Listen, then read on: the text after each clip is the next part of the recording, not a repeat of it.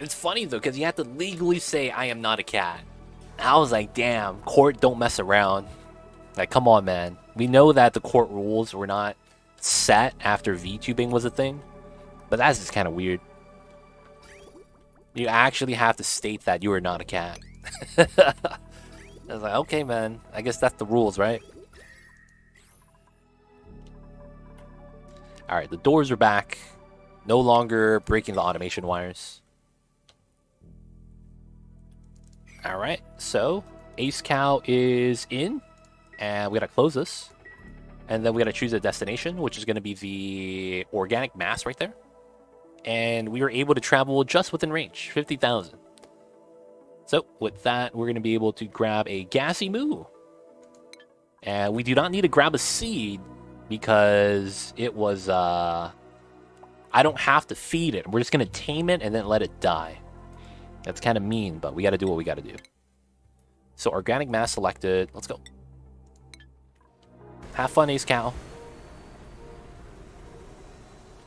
And then this rocket should be getting dismantled. Let's open this up though. Oh, and I also need to deconstruct that.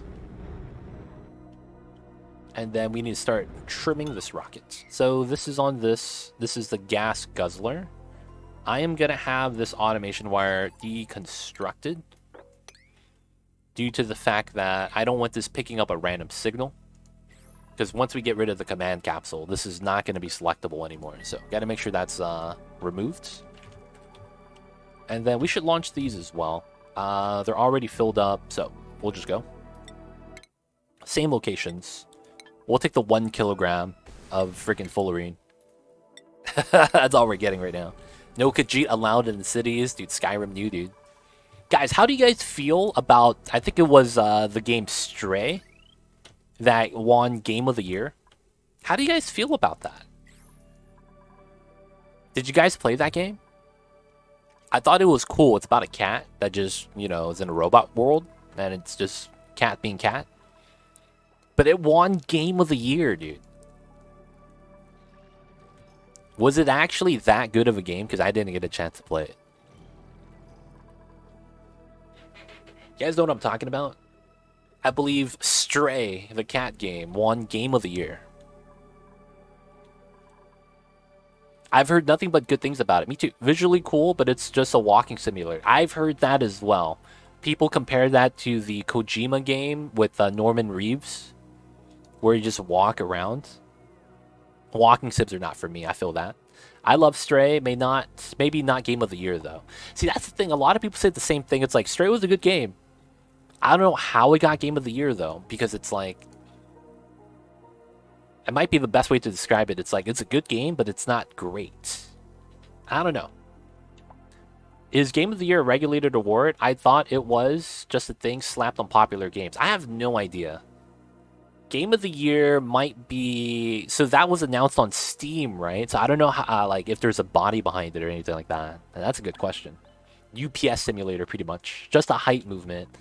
But to win Game of the Year is kind of insane, man. Didn't we have some other pretty good titles come out? Favorite part about it is when the robot first goes in the cat and falls over. It reminds me of when I tried putting a harness on my cat. Dude, it happens, man. Kitty cats are mad agile. But yeah, odd choice. Maybe it's because it's a really good game that wasn't AAA. Huh. That's kind of, okay. I could see that. Just because it's not AAA, got a little bit more love. Oh, I gotta fix this part.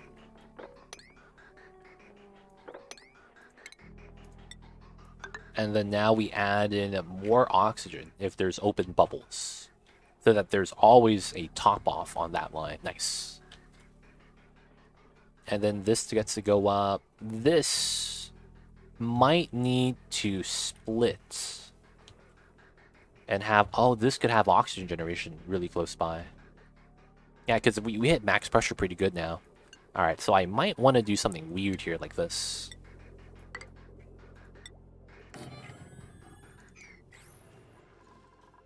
Zebra-like oxygen again. You gotta do it, man. Sometimes you get that weird bridge. Should be fine, though. Alright, so they did mess up a lot of my suits, right? Should I have to worry about re-adding suits here? Who knows? Oh, and I never actually fixed this part. So I wanted to do this. So then, yeah, this goes out this way now. We have separate suit lines. That should help out with the suit generation and the gas distribution right there. The Easter eggs were cool as well, like Back to the Future, very nice touch. Oh, also super cute scenes where you could have your cat take a nap. So does that mean cat meta, best meta? How does that work? How does that work? Add a cat in the game, instantly, you know, sell a lot? Yeah, you have to ask for the suits when they get messed up. I don't want to do a head count, though. I guess I have to. Alright, so 1, 2, 3, 4, 5, 6. And there's no other dupes here. We just have 6 dupes.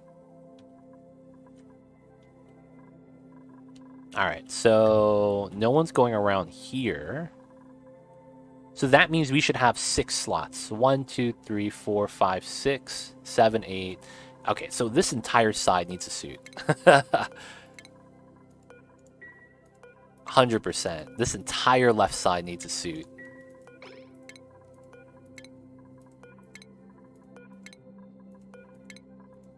Now, after we do that, we'll do another head count. Games where you can pet the animals are automatically better than those where you can't, so it does track. That's true. Like, one of the biggest things you see a lot of the times, yo, you could pet dogs in Red Dead Redemption? Oh, man. So I have extra suits, though, just in general. I do have extra suits.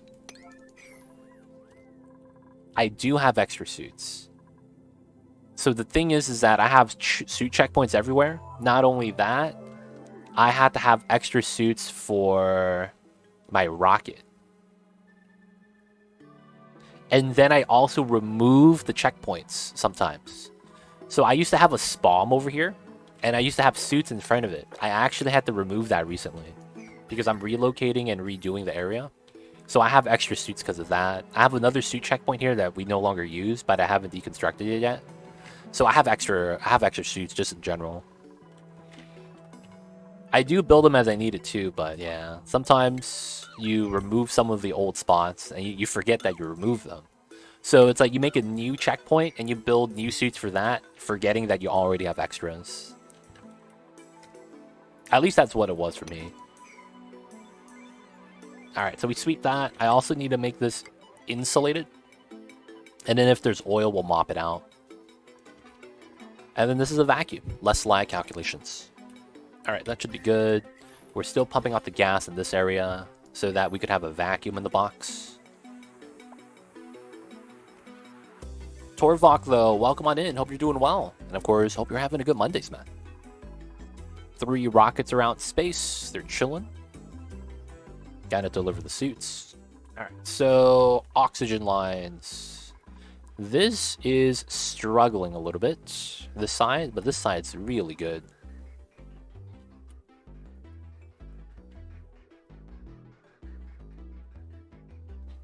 Since this is doing that, I wonder if I should do more help here. Because if this doesn't move, we do have this there, but it pressurizes really fast. When will tube transportation be? I should do that today. I need to, because I need to do the achievement. A2 will see. I've been seeing some conflict information. Does 52B eventually die, and it's trackable way to know when that would occur? Experiment 52B only dies if you burn it.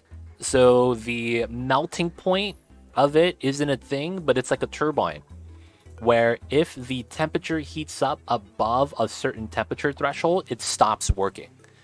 Now, there's no way to track that. And the thing is that it technically never dies because it just shuts off like a steam turbine would. And if you cool down the steam turbine again, it starts operating again, right? The X52B, Experiment 52B is just like that. So I think the threshold for that is 100 degrees. If your Experiment 52B resin tree gets up to that hot temperature, it stops eating, it stops functioning. But all you have to do is cool it down, it should be fine again. It does not have a lifespan, it just lives.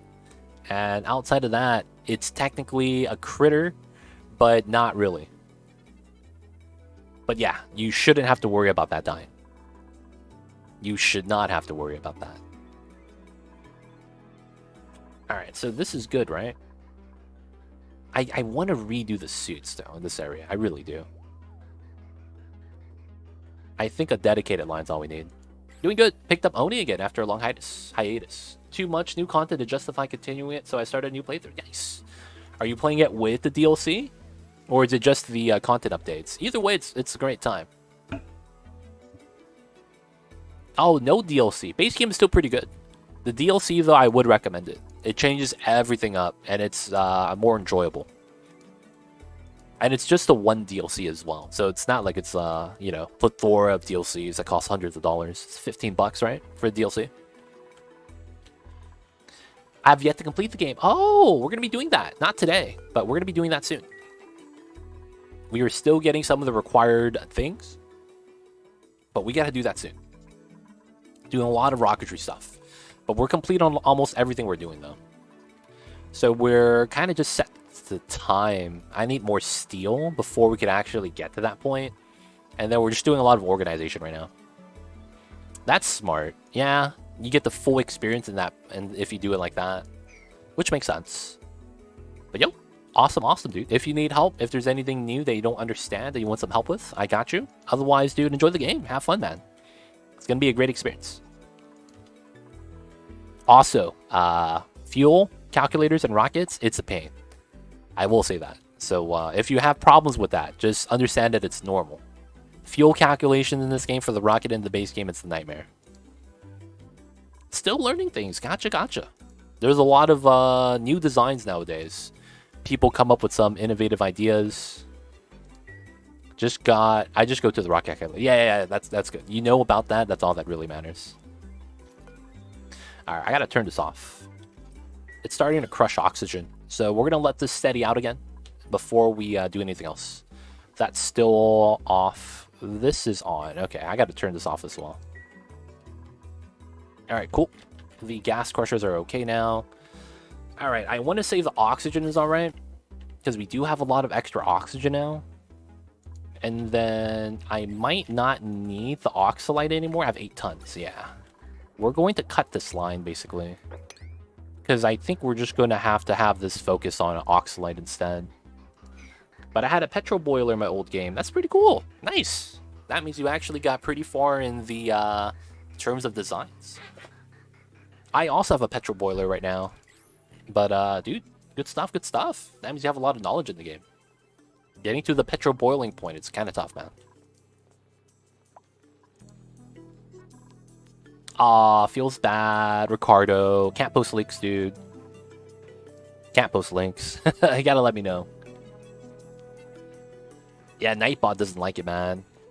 Just so that when the bots come in and they spam all the website links, no one gets bodied by that. Mighty Stooge, what's good? Hope you're doing well. Yeah, let me know if you want a permit, and I'll let you post. But yeah, it's just the Oni fuel calculator. We know about that. Don't gotta post it. Oni mid-game kills me all the time. Addicted, but it's hard. What kind of problems are you running into, D-Trainer? Are you looking for help? Guidance? Let me know what you're looking for. I got you. I like this poll with even distribution. I don't like that because it doesn't help me. It doesn't help me, man. The poll? I'm trying to figure out what day y'all want me to stream. Y'all over there with the perfect distribution. Come on, man. It don't help. Nightbot also gets annoyed if you forget the space between the end of a sentence and the beginning of a new one. Oh yeah, the periods. Yeah. Nightbot's not a fan of that, man. 100%. He'd be like that, though, sometimes. Alright, this was mad hot for no reason. I voted every day because it was my genuine answer. Wasn't expected it to be even split. It happens, man. It happens.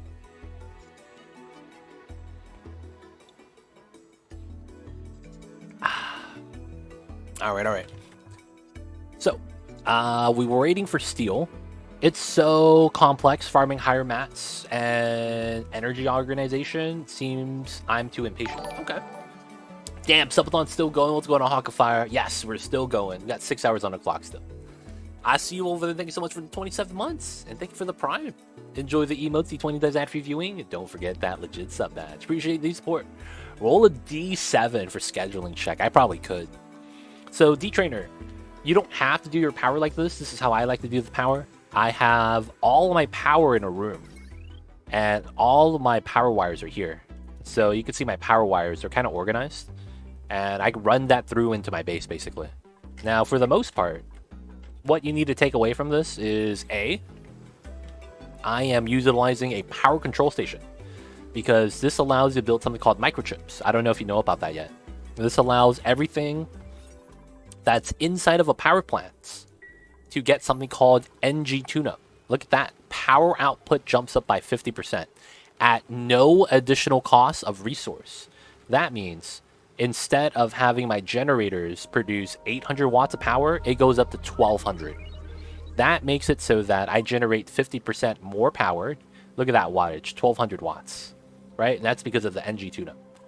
That allows me to generate more power that way. And then I maximize by having 6 generators inside the maximum size of 96 tiles. And then I just feed that out into transformers, and then we feed that into the base. I'm using hydrogen because I have a geyser right there. So I have a lot of fuel. Now, of course, I also have a spawn right here with a lot of hydrogen. So we have a lot of hydrogen just in general. So I'm using that as a power source. Yeah, the cost is the microchip itself. Brings up a good point. Able Skewer, I see you over there. Hope you're doing well. And it costs 5 kilograms per chip. But you could store up to 50 refined metal for you to make microchips out of. So you have 10 makes of microchips. But it's 5 kilograms per microchip. That's how I do it. Complex farming, harder, higher level mats. Depends on which mat.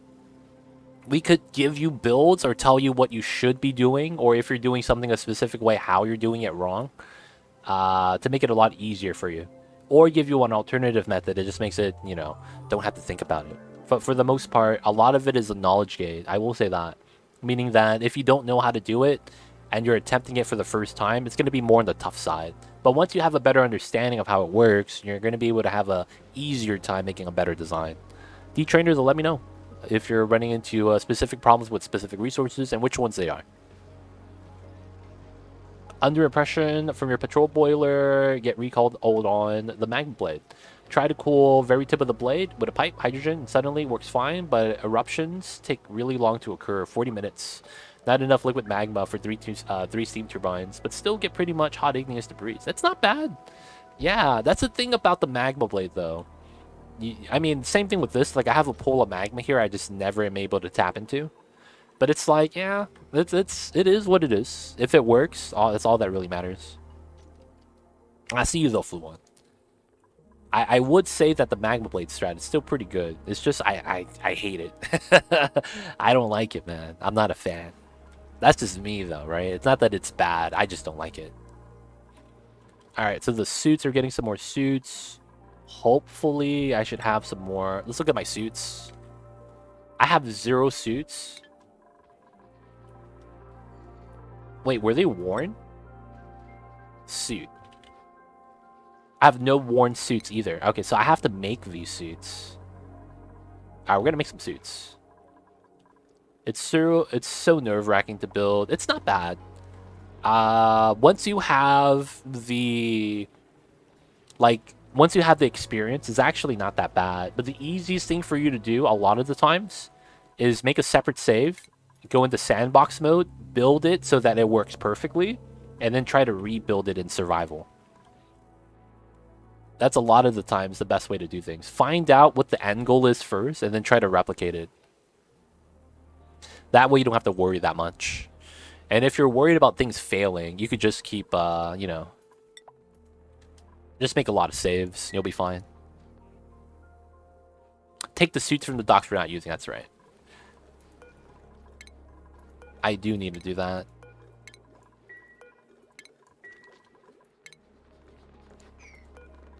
Power wire goes through like that. Okay.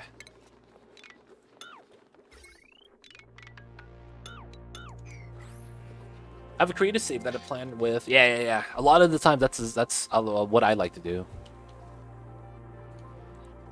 Just because sometimes the ideas have very damaging results. You could lose colonies, man, sometimes. These two back up. This one backs up. Yeah, my suits here are just backing up, huh? Okay. I think I have a way to distribute a little bit better, but I'm not sure. There's a lot of things that I'm doing that's not necessary here. Yeah, okay. So first things first. I am going to get rid of this line because these two should connect. This should connect here. And then I should just disconnect that here and here and get rid of this. I also don't need this line. But I do want to run this line all the way through and want to run the vent there. Right? That's going to come from there. That way we have a split line like that. It goes into there. And then this line is fine as well. I should remove that so that we do the top line first and just go in like that.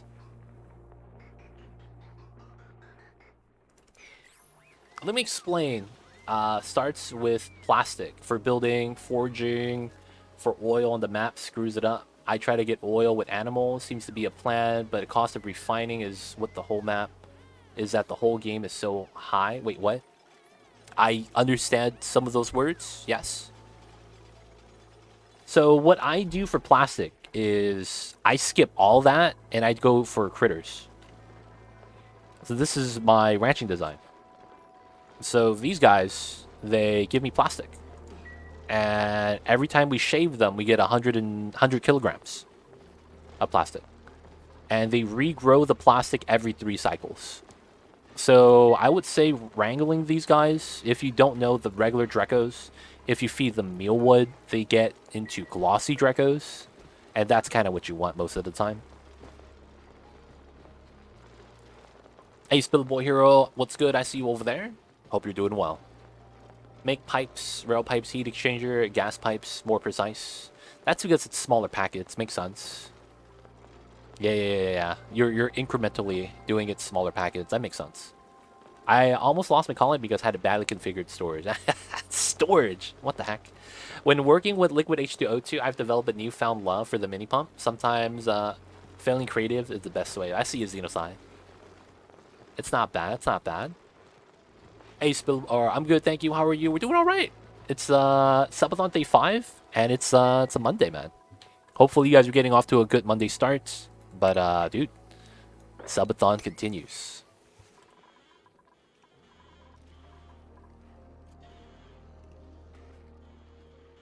But yo, D-Trainer, if you're looking for plastic, I would recommend the Drecos.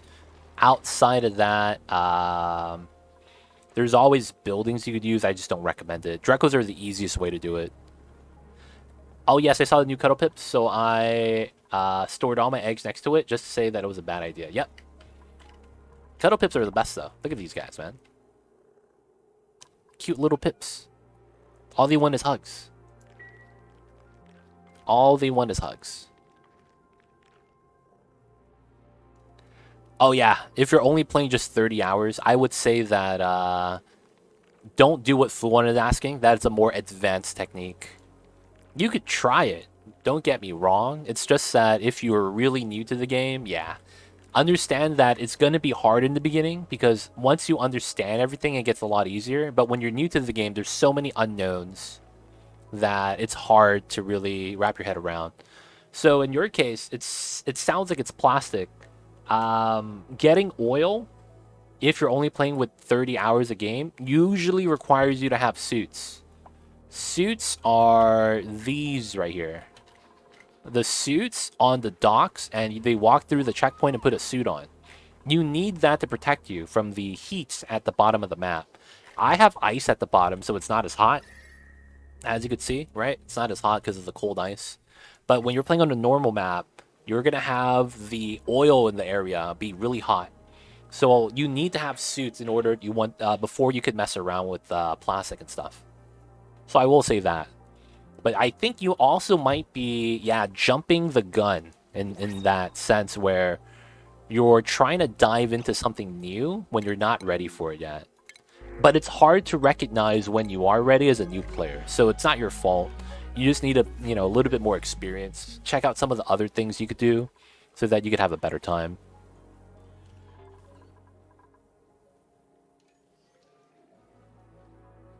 Yeah, if you don't even so exploring the map is actually really helpful because you're looking for these geysers right here, right? You're gonna have neutronium.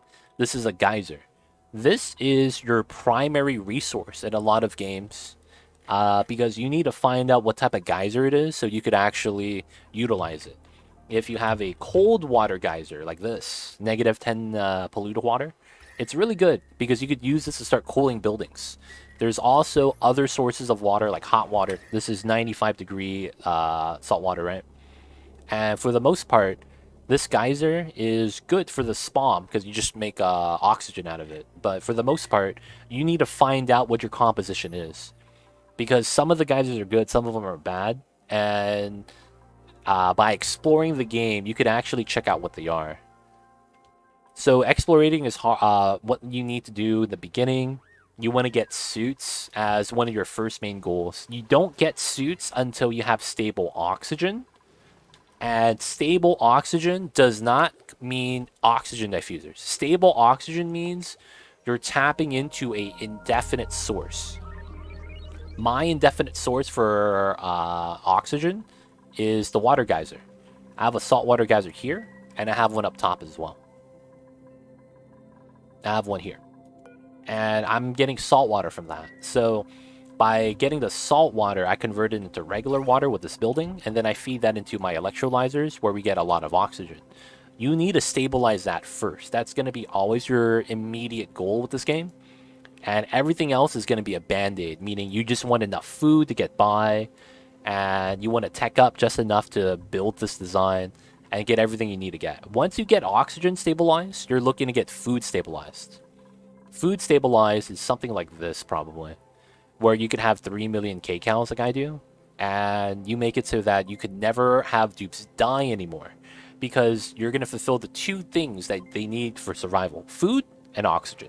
Everything else cannot kill them. So you need to make sure you do those first. You don't need plastic for the spawn, but it does help. And if you do want plastic early game, you want to go the Draco route. Because if you try to go to the bottom of the map and you're going to get your dupes burned and they're going to die and pass out from the heat stroke, it's going to be a bad time. So a lot of the times I recommend just going for the Dracos. You could probably find a biome with them and then put them in a hydrogen environment, feed them mealwood, and then each time they eat mealwood, their egg chance increases. So you want the Draco to eat as much mealwood as possible before they lay an egg. After they lay the egg, hopefully they have a good percent chance, and then you get some plastic. You only need to get a glossy Draco and shave them twice, right? Because if you shave the glossy Draco twice, you could build a steam turbine, which is normally why you want plastic anyways.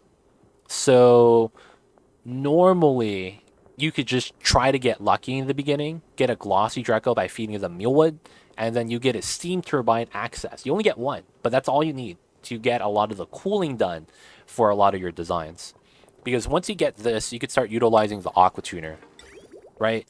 And when I say aqua tuner, I'm talking about a design like this.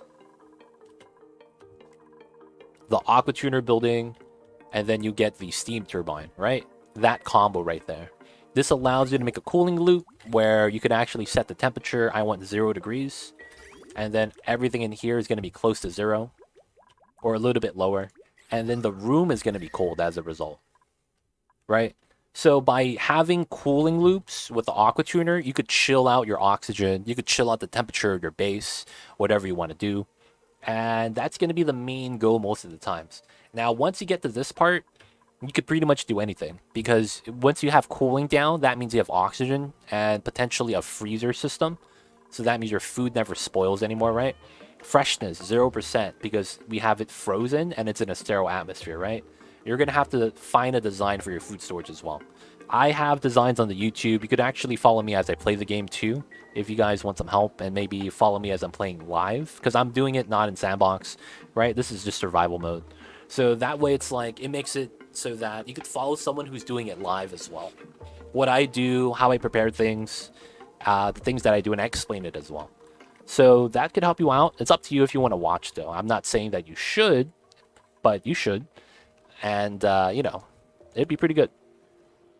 Now, for the most part, getting suits is a great part of the map because the suits protect you from temperatures. These guys, when they're not wearing a suit, once it gets to the temperature right here, and once it gets to hot, between hot and scorching right here, specifically it's 70 degrees. They start to pass out from the amount of heat, if that makes sense. So right now it's 24 degrees, very temperate, very chill. But if it gets to an area that's at maybe 70 degrees, I don't have a spot. Oh, no, I do. It's up top by the rockets. Once you get to 70 degrees, your duplicates are going to immediately pass out from heat stroke, which usually means they die. So in order for you to go into those hot areas, you need to have a suit on because that protects you from the extreme temperatures. You go from 70 degrees being deadly to 350 degrees being deadly. So if you have the suit on, you could survive in an area that's around 300 degrees and it won't bother you.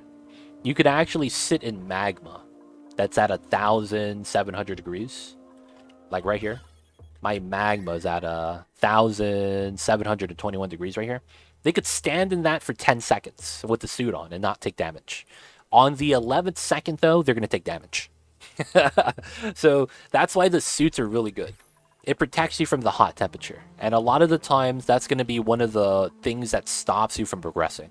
The fact that you don't have anything to protect you and then you still want to explore that area, you run into that problem where you have a problem of not being able to handle the temperature, but you need to go down there to grab the oil so that you can start mass producing, right? Start making more plastic. You can start utilizing it for other things like plastic ladders that increases your movement speed, comfy beds, transit tubes. There's a lot of things plastic helps out with that's very convenient. So a lot of the times, maybe you don't want to wait for the Drecos. You want to go for the oil so that you can process as much plastic as you want immediately.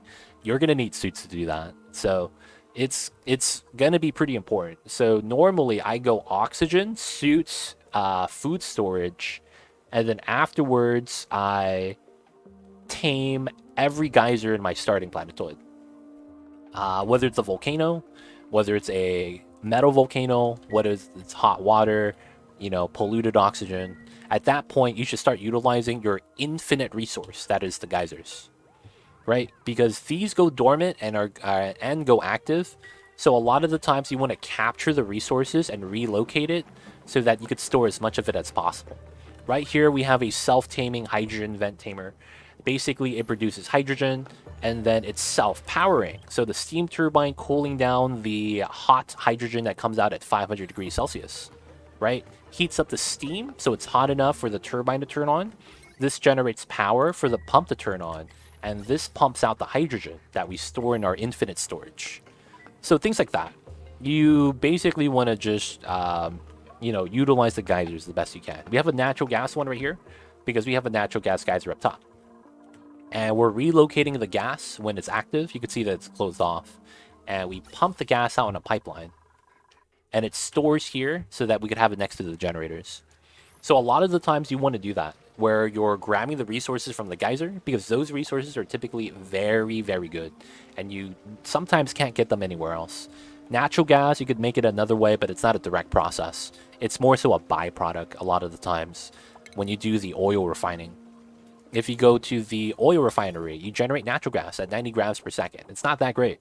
You're mainly making the oil refinery to refine the oil into petroleum, and that becomes a byproduct. So you could use this for a natural gas source. It's just not that great. And usually the geysers are going to be the best source of some of the resources. Water, especially. A lot of the times you need water to make oxygen. And yeah, water geysers are going to be the thing you are going to want to find ASAP. Because if you could find one, it means you're going to have oxygen immediately. And it's just a matter of finding a water geyser. It's going to be the most important thing most of the time. How do you know when you find a geyser? When you find a geyser, you have these tiles right here called neutronium in a line of 4. These tiles can never be mined out. So if you ever mine out an area and that fades away, that's neutronium. Now, after you get that, the 4x4 tiles above it is the geyser. And the way to check is go to priority, and go to top priority, hover over the number like that, and then hit escape, click on yellow alert, and it tells you what type of geyser it is. From here, it's on yellow alert right now, so just bring it back down to 9. And then it stops sounding the sirens. And then you get to see what it is. This is a cool steam vent. Generates steam, 3.6 kilograms per second at 1100 or 110 degrees Celsius. That's going to be what you're going to want to do. And a lot of the times, people don't know this, in the base game, not the DLC, and not on Classic Start. Oh, no, it is on Classic Start. On the Classic Start or on the base game, no DLC, you're guaranteed 12 geysers that are covered like this. There's 12 of them on your map, and it's your job to find them. So that way you know how many you have to look for, but there's 12 of them on your map every time.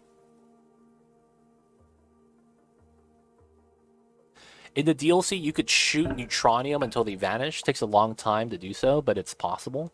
With rad bolts. Really? I haven't seen that. And I haven't heard about that. But I don't know if I'm going to try that out. It sounds like it's very time consuming. I'm not going to want to do a video on that. B-Lee, thanks so much for the Prime. Appreciate the 2 months of support, adding time to the clock. And of course, enjoy the emotes, the 20 dice ad-free viewing. Don't forget that legit sub badge. But thank you so much for the support. Appreciate it, man. Thank you, B-Lee. Seems legit. Rad bolts destroy tiles. Interesting. Flew on, man. You gonna test that out, man? That sounds wild. So there's still a way to destroy neutronium, huh? There's still a way to destroy neutronium. I thought they patched that out completely. It is what it is, right? The technical Oni players finding new ways to destroy neutronium after the last method gets patched reminds me of Minecraft community breaking bedrock constantly, man. Gotta have the strats. I wonder if it would be single rad bolts or a bunch at a time. Who knows? It'd be curious, man. Just wrap up the subathon with a Just Mamba stream. I see you over there, man. I see you over there. Oh, he's good. Okay, so we gotta copy this. Turn this off. And then, yep, the new pip. It's gonna move. Oh, we wait for the autosave line.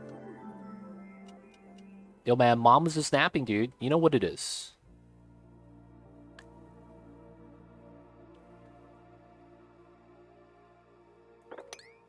Alright, we're going to move him to the bottom. He's going to start planting. And then that means I need to do this one. Alright, so sleet wheat,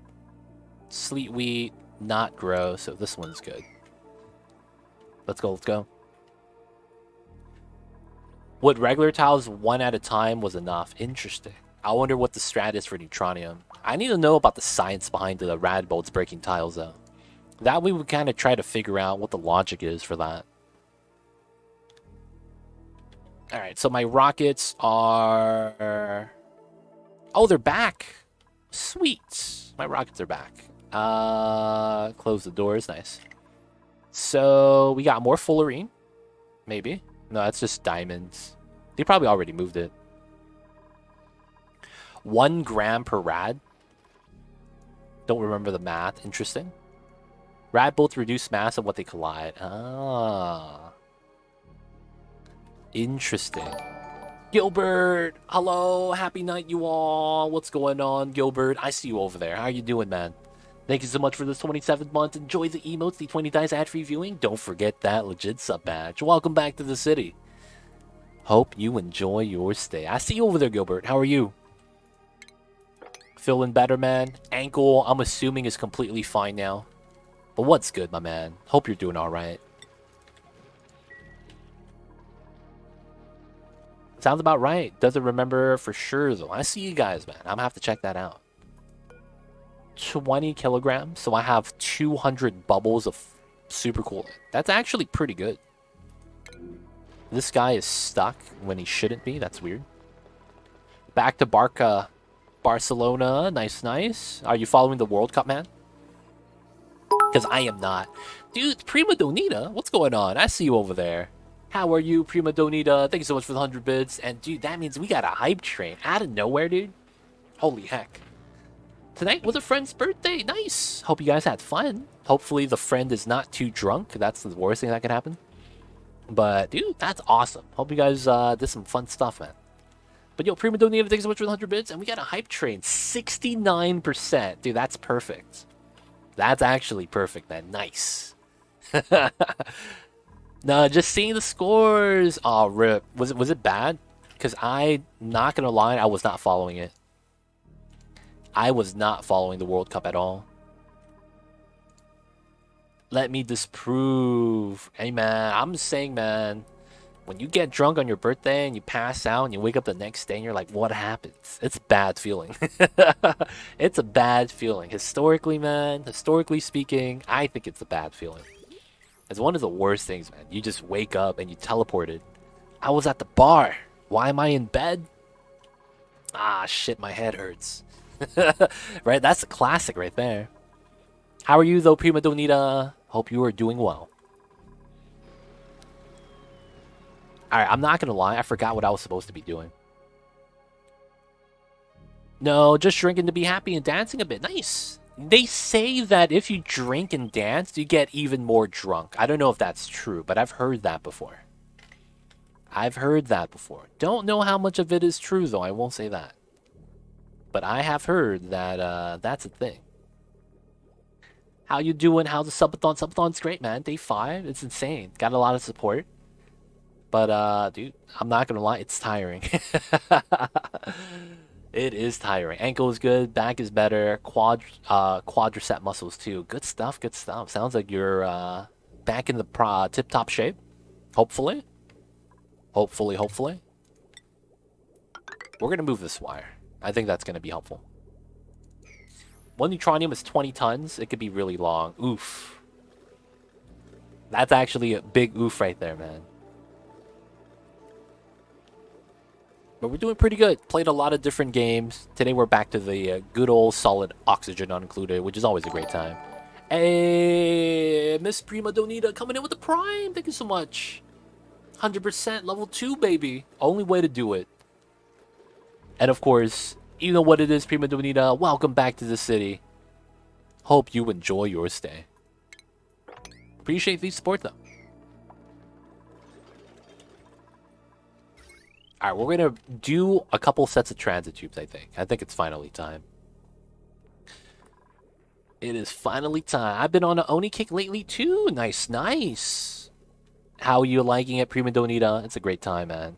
No matter what, I always come back to this game. Dude, Oni is just fun. That's the best way to just describe it. It's just fun times. Dude, Ghost Rider with the 5 gifted. Am I not going to complete the subathon today? No, I still got a couple more. We just got to finish the subathon as much as we can today. Holy crap. Ghost Rider coming in with the 5 gifted. We got Nos Nabor, 1986. Keto Blin. Almost Emily, Toffee, and Natsu Fire Eater. Guys, you guys know who to thank. Enjoy the emotes, the 20 dice ad-free viewing. Don't forget the legit sub badge. Thank you guys so much, though, man. Mamba would wave at you and give you guys a couple of kisses if he was awake. But he is napping, so I'm sorry about that. Thank you so much, though, Ghost Rider. Dude, man, appreciate the support. Holy crap, dude. Ghost Rider said nope. We're having a subathon continue, man. So right now it's 4:30. I want to stream until like 11:30 midnight, and then I want to make dinner after that. So I could wrap up the subathon today still. I will say that. And I will try to. I will try to, man. Oh, crap. Are you going to play some Timberborn? I felt kind of addicted to it despite the limited content. I don't know if it's a stream-friendly game, though. So I have the game and I've played it. and it's not bad. I'm just waiting for more content to come out. That's the thing right now. So there's not enough things for me to do in that game where I kind of want to just, it's not that it's not fun. It's more so that it's there's not enough to do. So I'm waiting for more stuff to come out before I revisit it. So eventually we'll play it again, but not yet though. They did add they did. I just don't think it's so the fundamental problem I have with Tinborn is the fact that it's lacking in an actual objective. Because it's survival, right? But there's no real like end game goal. Like there's nothing you could do to win. It's just survive as long as you can. There's a lot of cool buildings and stuff like that, but that's in the grand scheme of things a drop in the bucket, right?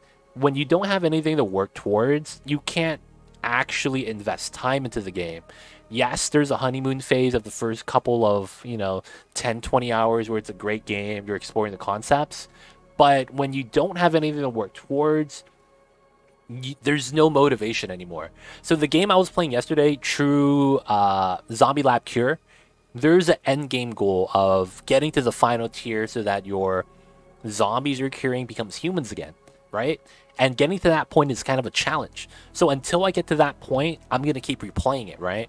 And there's a clear goal in mind. So a lot of the times you have more replayability because you kind of want to optimize the run, min-max efficiency. There's a lot of things we could actually put on that list. But because it exists with an objective, there's meaning to play the game now. And because Timberborn doesn't have that, I'm waiting for it to actually get that mechanic, get that goal, whatever it is, right? And we need something like that for those type of colony survival games. Because if not, why would I play that and not RimWorld? That's kind of what it comes down to. There's better versions of that game, even if it has a unique water dam mechanic. In the grand scheme of things, I'm just watching the beavers do the same thing. And in RimWorld, I get more like freedom in terms of what I'm able to do. Not that it's always going to be RimWorld, but it's like when it's a game like that, it's tough, man. It's tough for me to actually spend time into it.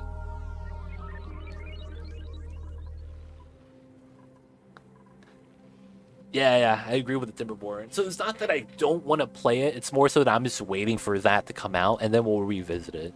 Same thing for Going Medieval, Timberborn. I have both of those games that I tried out. They have good concept. It's just it's not at the point where it's a complete game yet. It just feels like they're doing their best, which is pretty good. And they have some pretty nice, unique concepts. It's just not enough to become a good game. And because it's, being developed by a small crew, it's going to take longer. And the amount of content is a little bit slow too. I probably should. You're probably right. I probably should start replacing some of the ladders with plastic. So, I wasn't doing it before, but I should have. I should have. All these ladders down here could be plastic. That is correct, man. That is correct. I gotta upgrade these. Alright, so I think we're gonna do some final cleanups right now so that I could reduce lag in the base. Thank you guys for the hype train. Thank you guys for the emotes, man. Oh, wait, what? No, I clicked on the wrong button. Ah, feels bad. Yeah, we're gonna make some tubes today. We're gonna make some tubes today. So part of making the tubes is kind of where the tubes are gonna land. So I'm thinking we're gonna want that.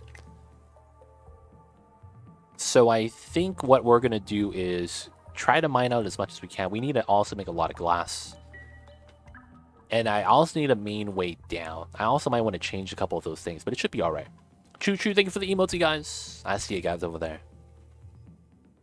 So I need to do tubes. So we made this because Geek wanted it. I can't have this, man. I'm sorry. We're going to have to deconstruct the sun lamp. Stinky, I'm sorry, man. We got to do it. This is one transit tube, man. That's why. This is one transit tube. I need to change that up slightly. Are you going for the challenge to get more than 142 dupes? What's the 142? Is that the record right now? I'm only doing 110. for the most part. I can get more if I want to, but I haven't really had the necessity or need to do it yet.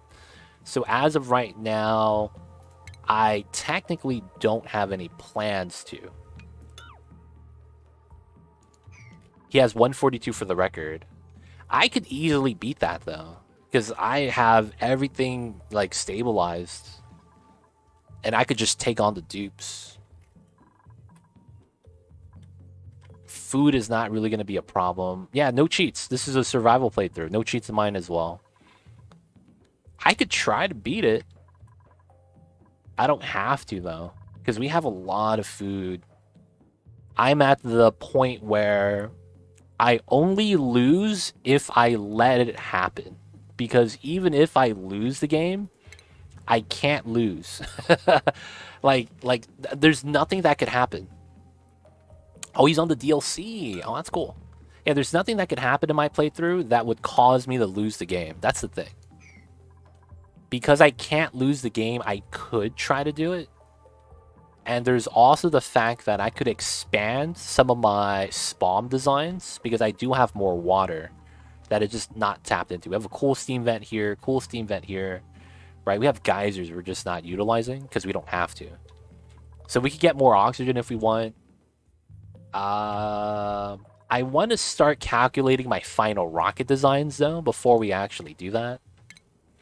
Oh, and that actually means I need to finish my bunker walls.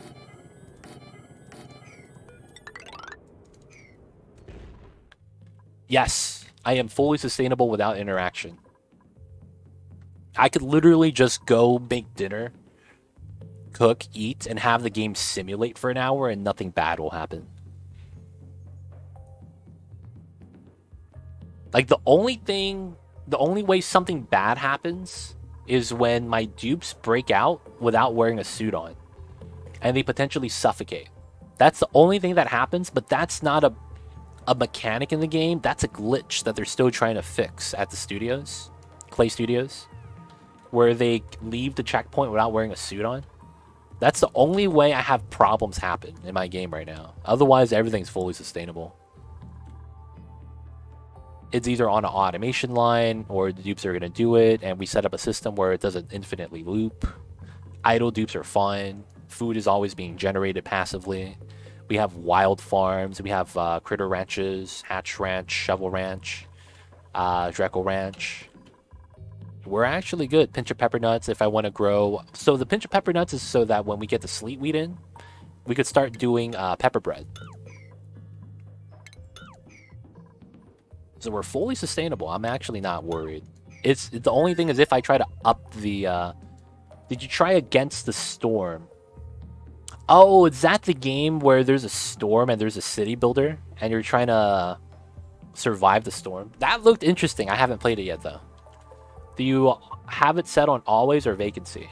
I know it's an issue. I'm just curious. It is... No, so that is the return. The dupes are leaving without a suit on. That's the problem. The checkpoint is always on vacancy, though. It's always on vacancy. You never want it on always pass. Because you always want it on vacancy. Oh, there's a poll right now. 200 dupes? You guys are wild. Guys, check out the poll. How many dupes do you guys want? My PC is going to catch on fire, though, if we go to 200. What's your go-to food for long journeys to space? We're in base game right now. So we don't need food for the journey because of how the game works. Right? So technically, I don't have to do that in this playthrough. But the best thing for food is always this food. Berry sludge. This gives you as much morale as barbecue. So if you have barbecue that gives you 8 morale and you like that, berry sludge gives you the same thing, but it never spoils. So this is literally the best space food you could ever get. Because you don't have to freeze it. You don't have to do any weird contraption for storage. You literally could either put it on a tile by building a storage bin and deconstructing it, or building a fridge and deconstructing it, or you could just put it in a fridge so you could always refill. But berry sludge is the best food type. So cooking that requires bristleberry and then sleet wheat grain. And you build this at the micro musher, which is the tier 1 cooking building. So you need sleet wheat, which is the grain right here. And then you need bristleberries, which I'm not growing. But that's the best space food, hands down. It's not even close. You get good morale.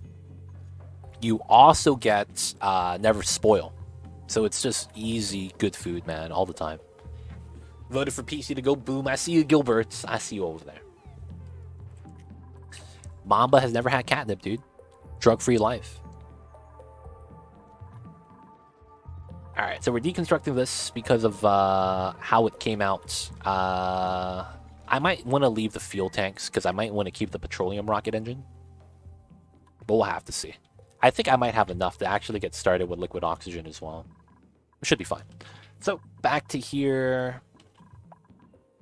This guy planted. The pips are working extra hard today. Planting all the seeds. Still working on that. Let's keep working on this.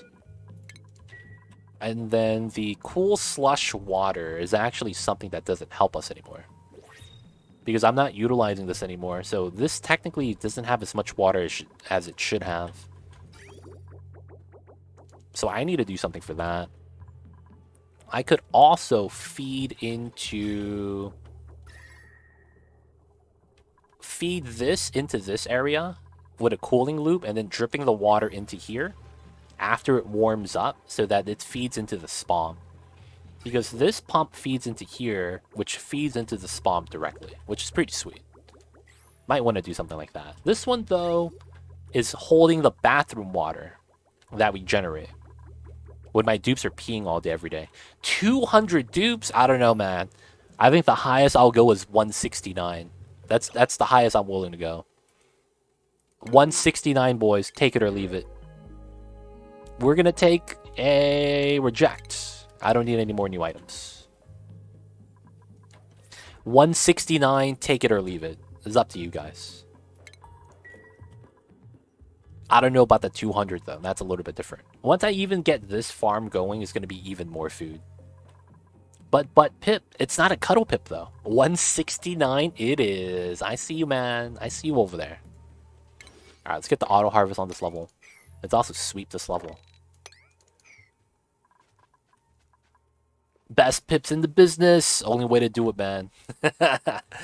Gotta get the cuddle pip, babies. These pips are the best, hands down. They don't want hugs yet, huh? Feels bad.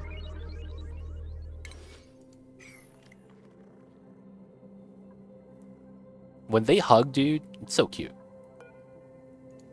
I think the cuddle pips were... I think the pips should have been the first plushie that Clay released. The fact that the first plushie merchandise they have is a puff kind of sucks. I kind of like that it farts, though. But at the same time, they should have made a Pip one first. Pip plushies would have sold out, dude.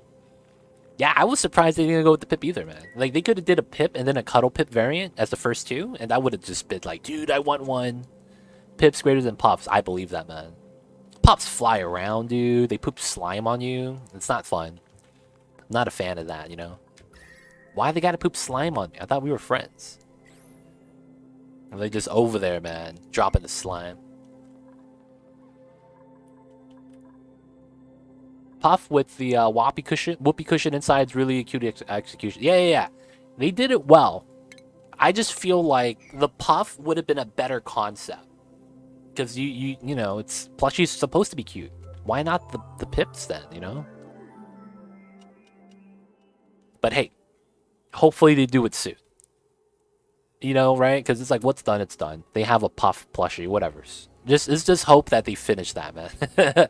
Let's just hope that they add the Pip plushie soon. Maybe they were easier to manufacture, so they wanted to start with that. Maybe. That's true. That could be a thing from the operation standpoint. Material costs. Maybe they didn't have a guy that was able to really make the plushies for the Pips. I don't know. Who knows? There's a lot of things that probably went into it that we don't consider. Alright, so this is a vacuum. We could seal this up now. Make this less calculations. Morbs are interesting too. I saw someone did passive 3 outhouse morph farm. There was 100 morbs in there. Yes. Morb farms, you could use that for oxygen. The problem with the morbs is that they only produce a fixed amount of oxygen that's based off of pressure level. If you have 1,800 grams of polluted oxygen, they actually stop producing polluted oxygen. And you could use them, but of course, the problem is that they're a critter. So they actually add lag to the game when they path left and right. And of course, they have an algorithm to produce the polluted oxygen. And it's based off of pressure. If they have 1,800 grams, they actually all stop producing it. There's a reverse problem that's also very weird. If you have a morb, that's this guy, right? If you have this guy in a vacuum, he is not able to produce polluted oxygen. It's weird. So when the pressure is too high, 1,800 grams and up per tile, he cannot produce. When it's a pure vacuum, so the deodorizer is dragging too much polluted oxygen, it actually stops producing polluted oxygen as well. It's really weird. So you have to have like an Atmos sensor around 500 grams so that the deodorizers don't overdrag. But yes, the morb-based system is possible. I don't like the design though. I've made a build with it before, but I just think it's alright. I think the electrolyzers do a better job. I've seen that build though, and I have tried it. So that the monument is more than just sucking up resources.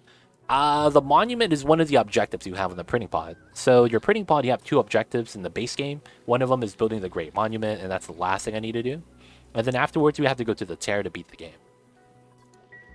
And of course, I'm doing all achievements. We just got all the research. I need to tame a Pip and a Pokeshell. We could do that soon. And then we get the Gassy Moo, and then we get Super Coolant for 0 Kelvin. And then we got to do Tubes today. Yeah, so we got to start setting some of those up.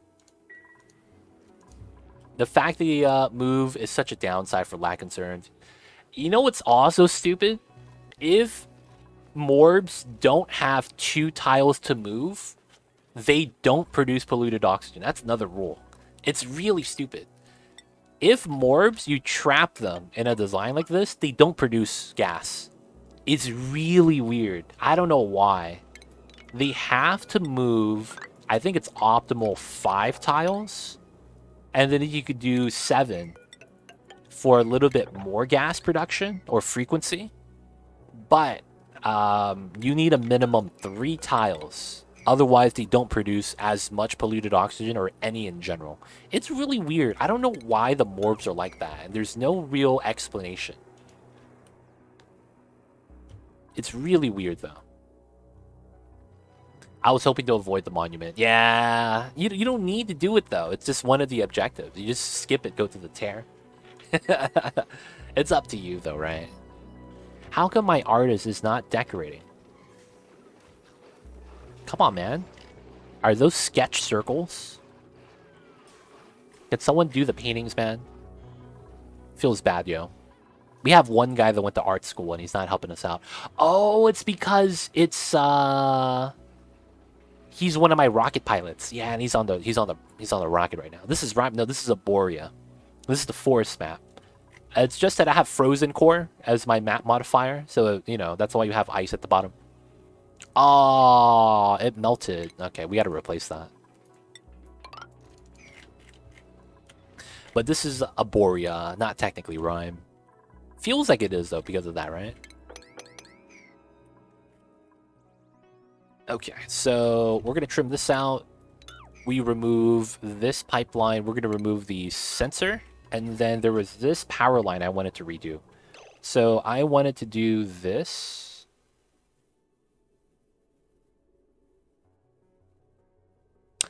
Ah, so it's this bridge. That's the problem.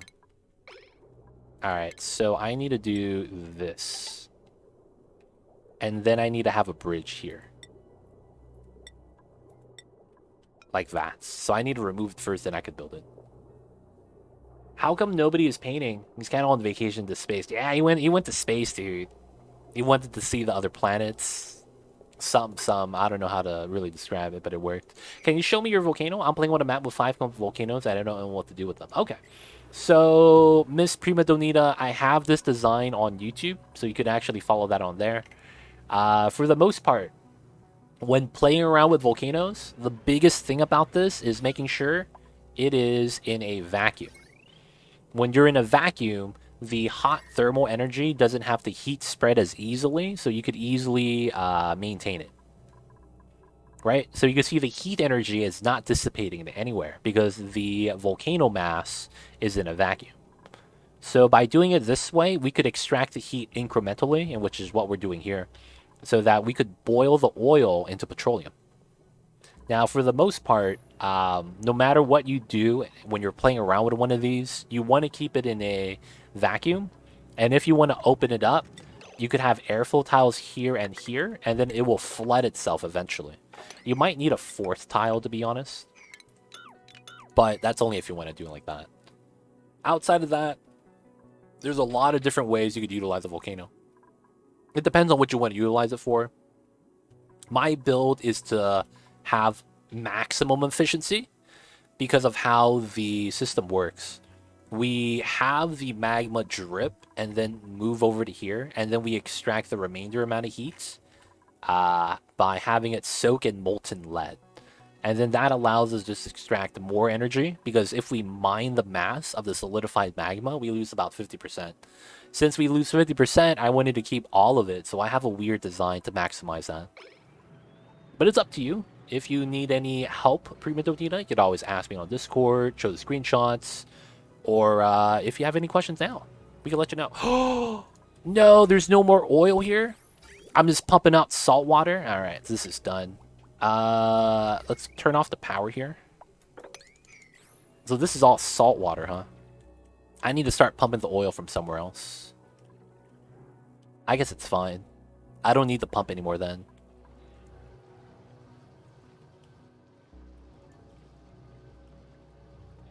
I have only played on the first one, Terra, so I don't know what the other ones have for options. Gotcha. Yeah, the Terra one's not bad. You have a good mix of everything. I basically traded your... You have slime, right, in your biomes, Torvak? I don't get that. Instead, I get rust, which is a little bit different. I don't have any more on my map, though, because I processed all of the rusts. But yeah, this is a forest biome. We have aluminum, and then we get pips, and then we get arbor trees. I don't get the slime biome. I trade that, basically, which is not bad. Slime is pretty good, but it feels bad that I don't get it. I think I've seen a volcano compressor design on the playthrough, Salty Gaming Moments. The volcano compressor design, I don't know. I would have to see it to actually have an opinion, because there's so many different volcano compressor designs out there. I've tried to do a crude oil cooker to petroleum. For whatever reason, something melted in there by accident, becoming a living sour gas. Yes, so there is a glitch in this game that the devs are still trying to fix. This mechanized airlock should only transfer heat while it's closed. There is a glitch in the game where when it's open, it still transfers heat, which makes it so that your liquid boils into sour gas. So it could be that you messed up somewhere, but it could also be that there was a glitch in the game, because it does exist still, where the door is open but still transferring heat. Because what I'm doing is the bottom section right here is hotter than these 4 tiles, and then we're controlling the temperature by only allowing the temperature to be within a certain range that we allow with a thermal sensor right here, so that we only get barely enough so that we could boil. That way I don't have to worry about overboiling, and so that when we have a setup like this, that you could see that the oil isn't coming out anymore, it auto shuts off and it's fine, right? A lot of the time that's kind of what you want, where you could just have a hands-free automatic system, and even when you run out of oil or there's not enough heat, nothing bad goes wrong. But of course that glitch exists and does cause some problems every now and then, so watch out for that. But otherwise, maybe it was the design, maybe you messed up somewhere, who knows. But yeah, if you're making sour gas on accident, something broke. A lot of the times, man, it's a very dangerous thing. But once you get it balanced and working, you get a lot of petroleum, man. Like, if I look at this, look at this. 14 tons per tile, 15 tons per tile, right? Infinite pressure, and we're just storing all of the petroleum. We'll launch as many rockets as we need to. Alright, so we need to make the change for power. We did that. So let me pause. So I do this to here. This goes here. We change this. And then this power line is going to be rerouted from the bottom. Because I do this.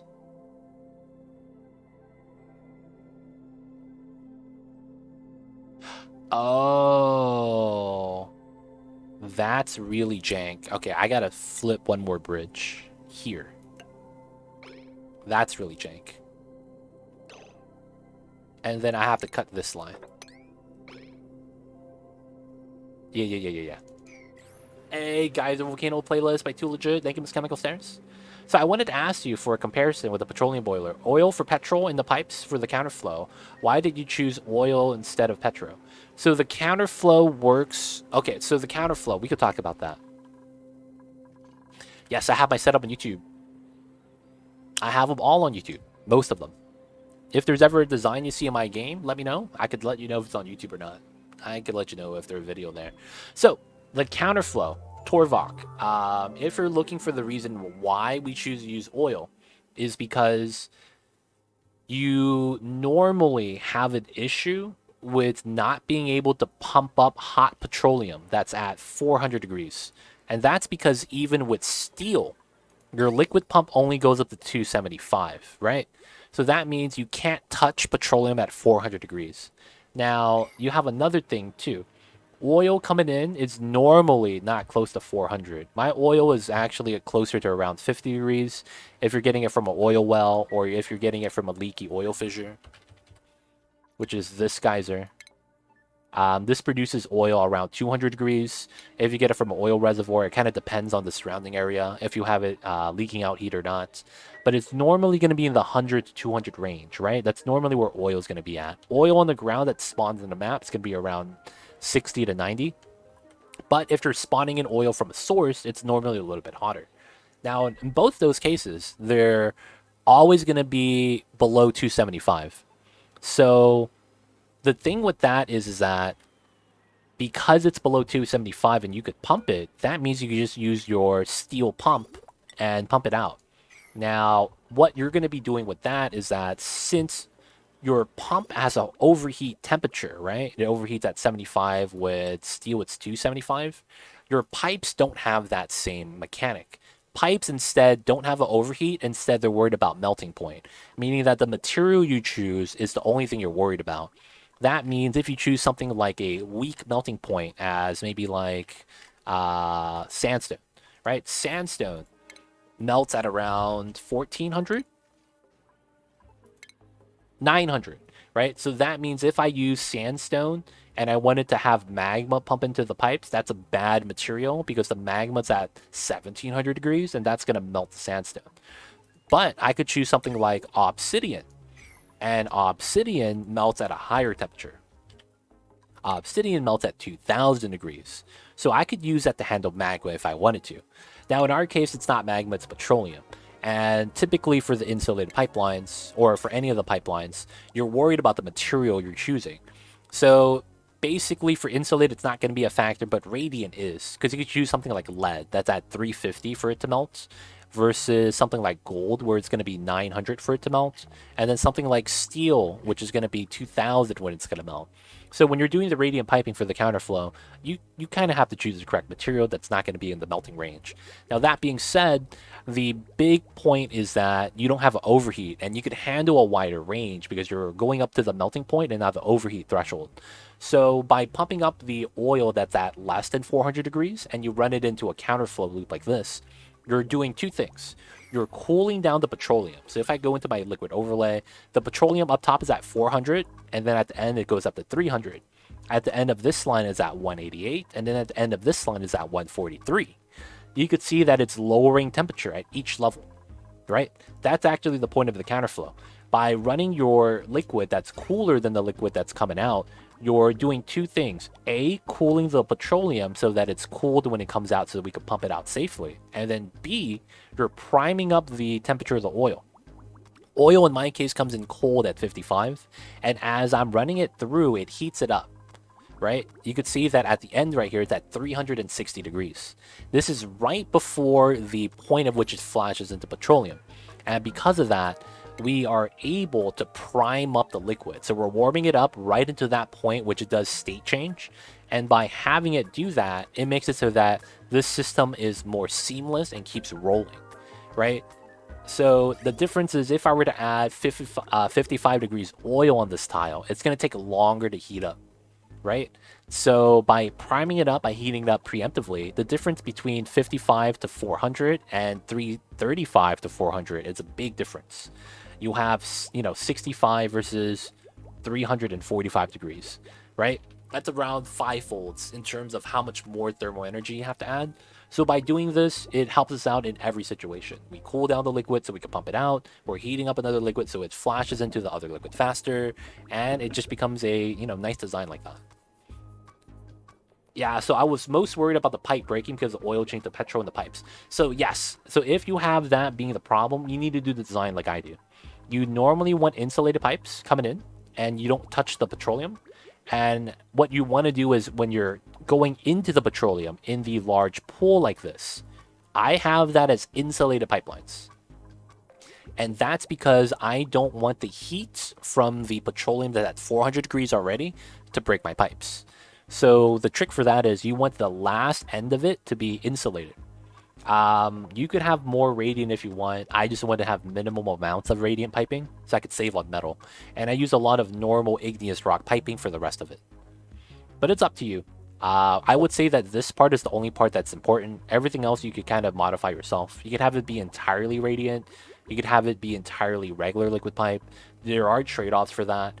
But the only important part so that you don't run into that problem you're talking about is insulated at the ends. But yeah, that's the counterflow, why we build it, the pros and cons, what you're going to want to do with the pipe selection. Hope that helps. And then, Torvac, man, let me know if you have any other questions. I'll be happy to help you out. 20 kilograms, looking sweet. Evening, brother. What's going on, Jack? I see you over there, man. Dude, Jack Bull, dude, you know what you need to do? You need to get DeMar DeRozan, man, on your Mavericks. Luka needs some help. They gotta blow up the Bulls, dude.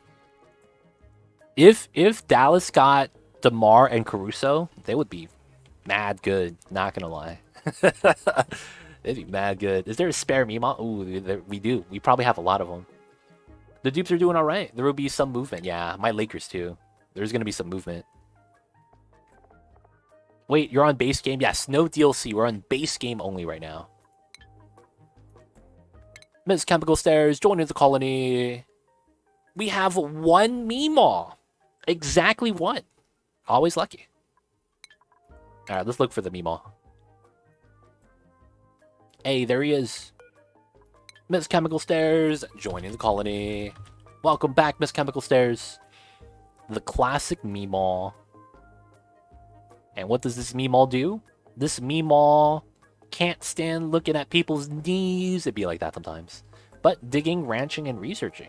That means you're just hugging pips. And we're not really digging anymore, so that's all you're pretty much going to do. Join the Meemaw squad. Crocodile, that's you over there. Fact is, this is one game where the base game is just as good as the DLCs. It's hard to say. I would say the DLCs are better. Just mainly because of how the mechanic works. Like, oh man, the base game Rocketry is so jank that I'm honestly just not a fan of. That's just real talk, man. It's so jank. I could see it being a little bit tough. Alright, gotta move the pip again. Hey, Addy Rocks, what's good? I see you over there. Hope you're doing well. Meemaw appreciators gather around. Miss Chemical Stairs has always gotten the Meemaw, dude. Historically, she has always gotten the Meemaw. Whoa, whoa, whoa, whoa, whoa. Oh, overload, because it's not supposed to be connected. My bad. Alright, so I gotta cut this. And then I need to cut that. And then I needed to do this.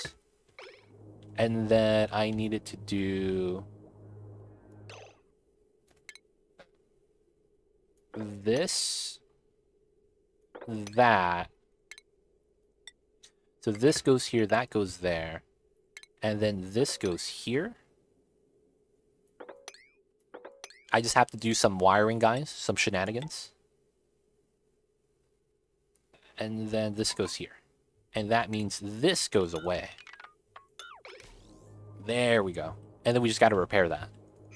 All right, so I was doing that just to have a tile space here to pull out a new power line. That's all I'm doing. That's literally all I'm doing. I'm just trying to pull out a new power line. Jack Bull joins the colony. So, Mr. Jack, do you have a preference with a dupe? Is there a specific dupe you would like to take? Because we have an option for you. We have a lot of unnamed duplicates. So if there is a specific one you'd like, man, let me know. I had a counterflow, but by the time I made my boiler, I had space material. So I just pumped the petrol through the radiant pipes with thermium pump. Wow. I see you. I see you.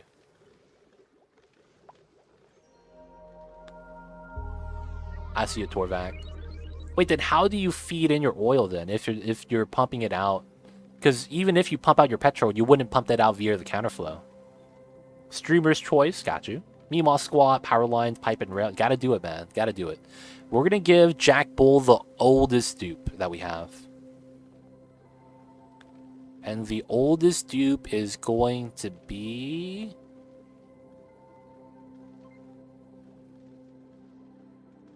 Lyra.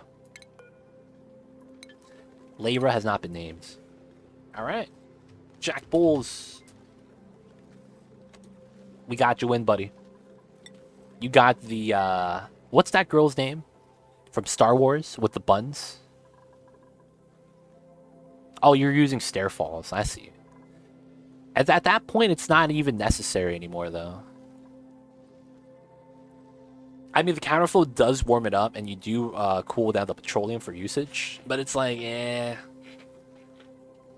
That's kind of weird. Because you have the opposite design. All works, though. It all works. As long as it works, right?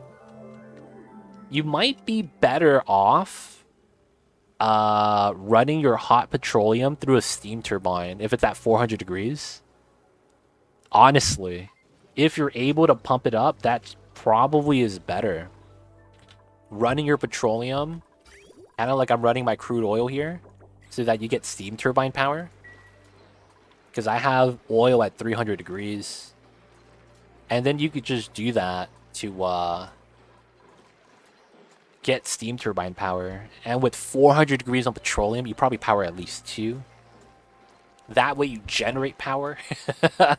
Right? Instead of saving it, you generate power.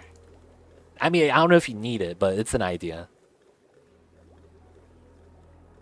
Leia, thank you guys, thank you guys. She got the Leia bunch. She got a kilo crossover, and her step back jumper is money. Okay, I see it, Candace Parker. I see you over there. It was still coming out at 260, so I had it in Steam and another countersink to get it down further. Nice, nice, nice. So you are extracting it using the parts of the buffalo. That's good, man. That's good. You got to be efficient. I mean, you don't have to be. It just helps a lot of the times.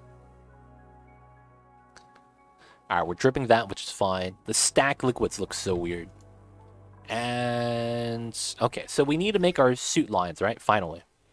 So how do I want to do this?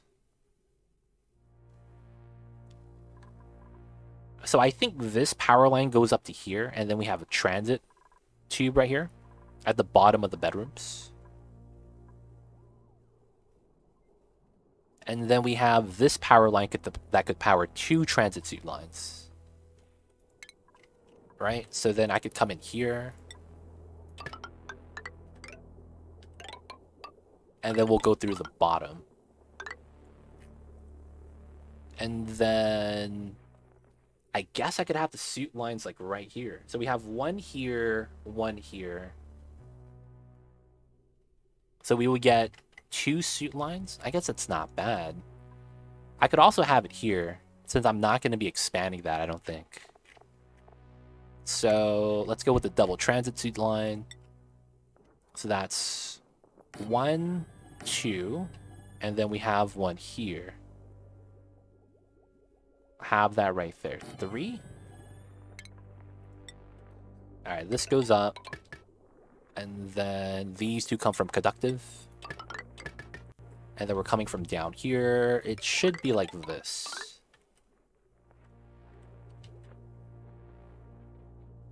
Should be fine like that. I do want to move this power line inside the wall. This might look a little bit better. I'm guessing you checked the new update by now? I have not. I still haven't. The subathon is still going, Addy. I have not had a chance to actually check out the DLC, like, deeply. I mean, the DLC, the update. So I haven't yet, sadly. And yeah, the subathon's still going, man. I haven't had a chance yet. Feels bad, yo. I will eventually, the subathon's over. I'll be able to have a better chance of checking it out. But yeah, as of right now, I haven't yet. Alright, so now we got to build the transit tubes. Let's do some classic setups. So first things first, we have to have that. Second thing second. Oh, the vent's in the way. What a travesty. Yep, the vent's in the way. I have to move this across. I made this out of lead. Oh, it doesn't overheat, so it doesn't matter. Doesn't overheat, doesn't matter. Let's go. Alright, so that's a little bit better. Doesn't overheat, let's go. Alright, so we have that loop. Alright, so we are going to have transit tubes. This one's going to go across this way. Ah, that vent right there becoming an issue, huh? Alright, we're going to do lower vent and move that down. And then we'll deconstruct this. There's a new building that can exchange temp with other buildings in a vacuum. Will be fun to mess with. Yeah, people were talking about that. It's fine. People were talking about that last time, so I do have some knowledge of it. I just haven't played around with it. So it's like, I know it exists. I just don't know the limits or implications yet.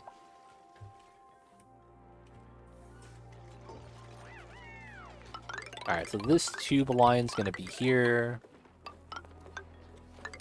And then we're going to have this go that way. Let's try short it. Alright, so I could do... I think it's here. On each layer. And we could only do this tube side.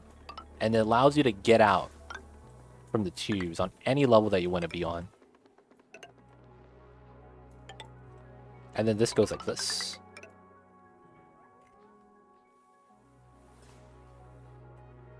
Not sure about fun, but just useful. It's in test mode, not sure implemented. Yeah, it's in public testing branch. It's probably going to be implemented. They're just trying to balance it out. Most cases, that's usually how that works. It's going to be in the games, you know. Depends on some of the other things. What they actually need is a proper lock, like a double door with a vent to get rid of liquid locks.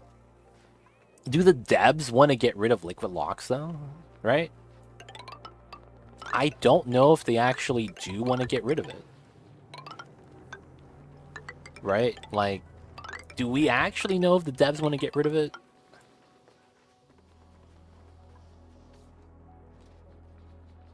I'm not sure if they do.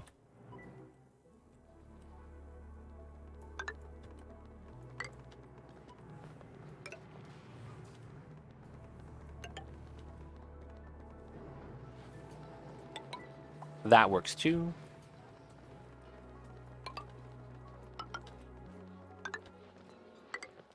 And then here it's going to be... Ah, that doesn't work. Okay. So... I know this has to go low. Alright, I just have to move this to a different area.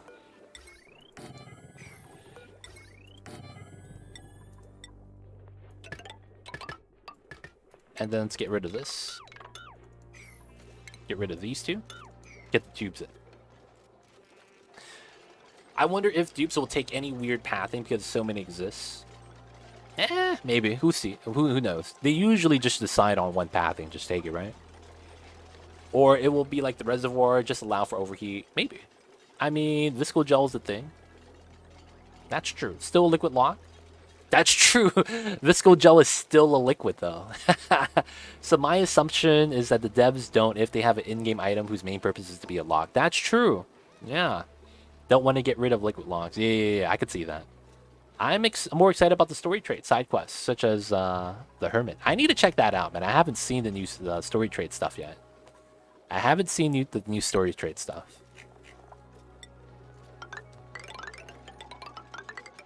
Alright, so that's going to connect both the transit tubes now. Alright, so this goes up that way, takes you to the rooms. I don't have a power source up top yet, though. It feels bad. Haven't seen the Hermit that you guys are talking about, but I see you guys over there. I see you guys.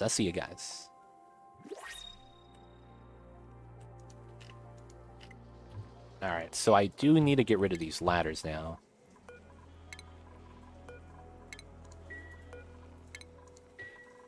Imagine having to slowly walk through Jello just to get to work. Dude, it's pretty cool, man. Imagine having to jump into Jello. Oh, I haven't built the head yet because I don't have enough steel. I'm building it, man. We're just missing materials. That's all that is, man. We're missing materials. And then I need to reach this area next. I think that just... Oh, the Wheeze ward's in the way. I don't need this here anymore, though. Let's just deconstruct this. And then I want to move the fire pole over.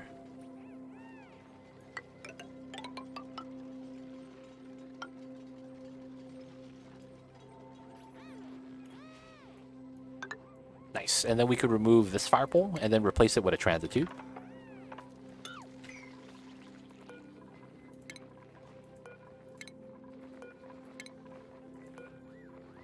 Nice. Mamba will be jealous of you, seeing how many guys out there. Yo, who knows, man? Mamba doesn't get jealous. But he does. Mamba's weird, man. He follows me around everywhere. If I go outside, he goes outside.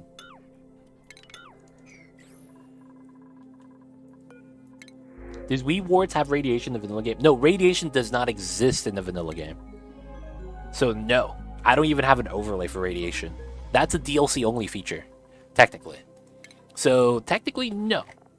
Technically, no.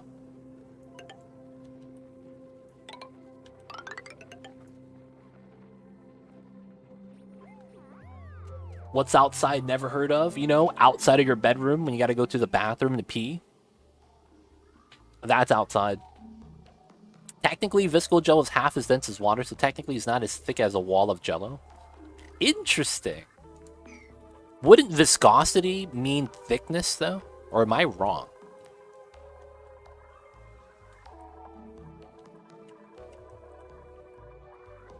I normally assume viscosity and thickness is the same thing. It's basically, yeah, right? Right? It is the same thing. 260 tons of plastic? Sheesh! Yeah, I gotta melt it and get rid of it. I have way too much. I'm just shearing Drecos all day. To my knowledge, viscosity is thickness. Yeah, right? So if something is viscous, it's thick.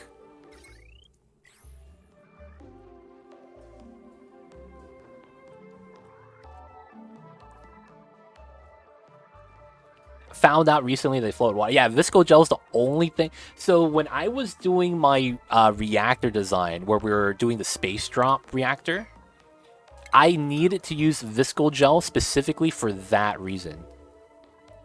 It was specifically for that reason. That it stood on top of water. So that when the water drops through the visco gel, it goes underneath and then becomes steam.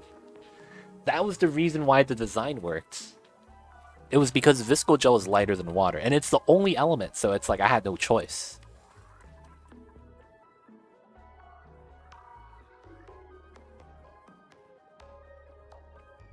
I'm not thick, so I'm not viscous. Maybe. Who knows? Define thick.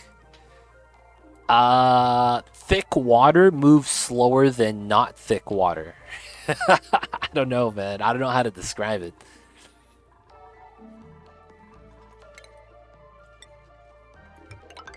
I honestly wouldn't know how to describe it, but that's probably it. Thick water moves slower than non-thick water. I don't know, man. I don't know what to tell you.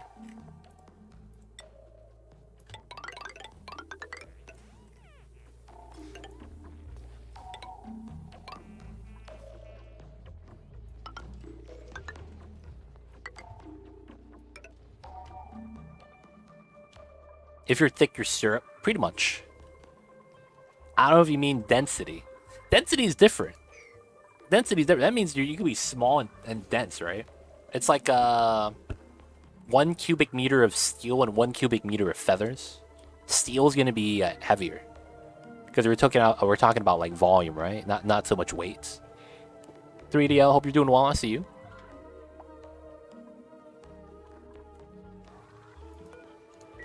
Viscous means thick because there is greater friction between the molecules of the liquid, so it has a slower flow rate.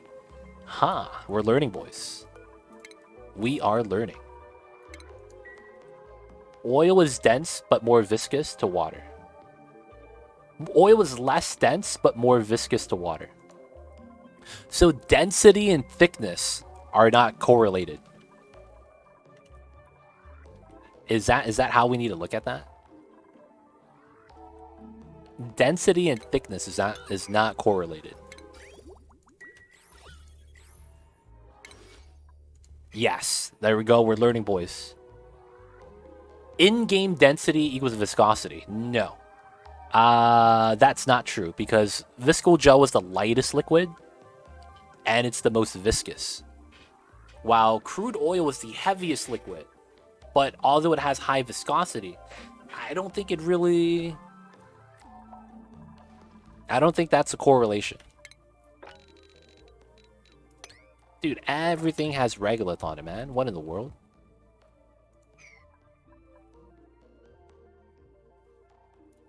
Just picture the liquids as a bunch of little balls, and the size of the viscosity is the weight of them in density. Interesting. It has to do with how strong the molecules are attracted to each other, how the hydrocarbons are sticky that creates the thick oil. Density is how tide is packed in the room. Vis is how force applied. Dude,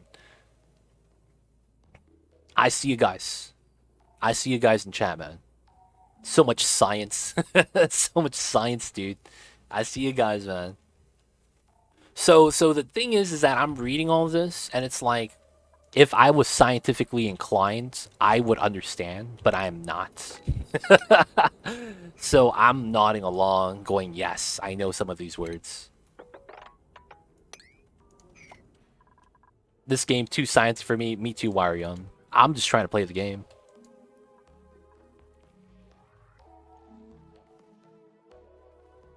No, I think it's good. It's just that it's like there's dude, we're getting so many explanations of it. It's kind of wild. A new Newtonian fluid viscosity remains constant no matter the amount of force applied for constant temperatures. These fluids have a near linear relationship between viscosity and shear stress. Non-Newtonian fluids are the opposite. Shears apply the viscosity of non-Newtonian fluids decrease or increase depending on the fluid. I see you guys over there, man. Thick water, baby. It'd be like that. Graduate from the University of Oni. We gotta do it, man. Rather horizontally decline. I see a no name. That's from Pirates of the Caribbean. I remember that scene. Imagine 2 layers of paper versus 2 layers of sandpaper. Ooh, that's a good way to actually show it. Visco gel is like cornstarch and water is what I'm getting. I guess you could say honey. Honey's in that field too, and how it drips slow. Didn't know you guys speak Greek. No one's speaking Greek, man. That's close though. Yes, yeah, it was from the Pirates, right? I knew it. I've seen that scene, dude. I'm a specialist in horology. Oh. All the pirates are like, okay. Seems legit. The gift on the Wikipedia article of viscosity is cursed. Oof. Everyone's going to go check it out right now. This game can be scientific, but you could ignore those things. Just remember some of the rules. That is okay. Yeah. The thing with this game is that it's still a game in the long term, and that some of the things, although it may apply, it's not a rule. It's just a game mechanic. It might be done right, it might be done wrong. It's hard to really like gauge that 100%. That's tough. I'll brave for you. Good luck, man. Good luck, Wire Yum. I see you over there. All right, so we're getting our tubes built. Hopefully, this is going to be a good travel distance, and that's going to mean that it's going to be powered from the center. I think it's fine. We do have oh,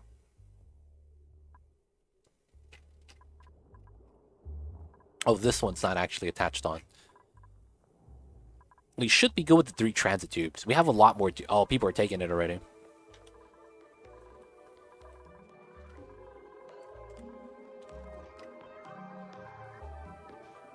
Oh, no, he got stuck. There we go.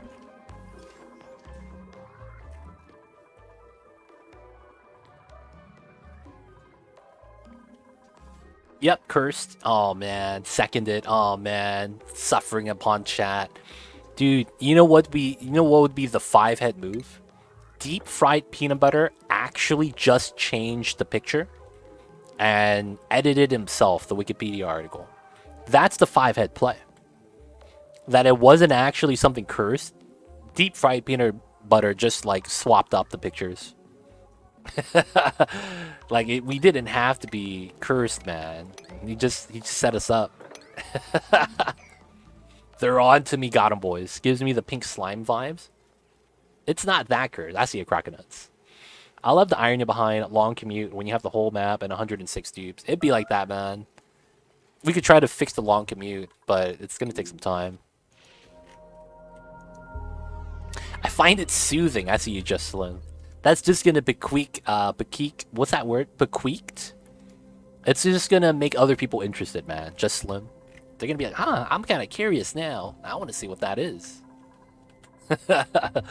Honestly, man. All right, so the Oxalate refinery is also no longer has to be a thing. That's probably gonna power my Aqua Tuner then that I'll have right here, which means I could probably get rid of that soon, which is fine. All right, so we are still planning.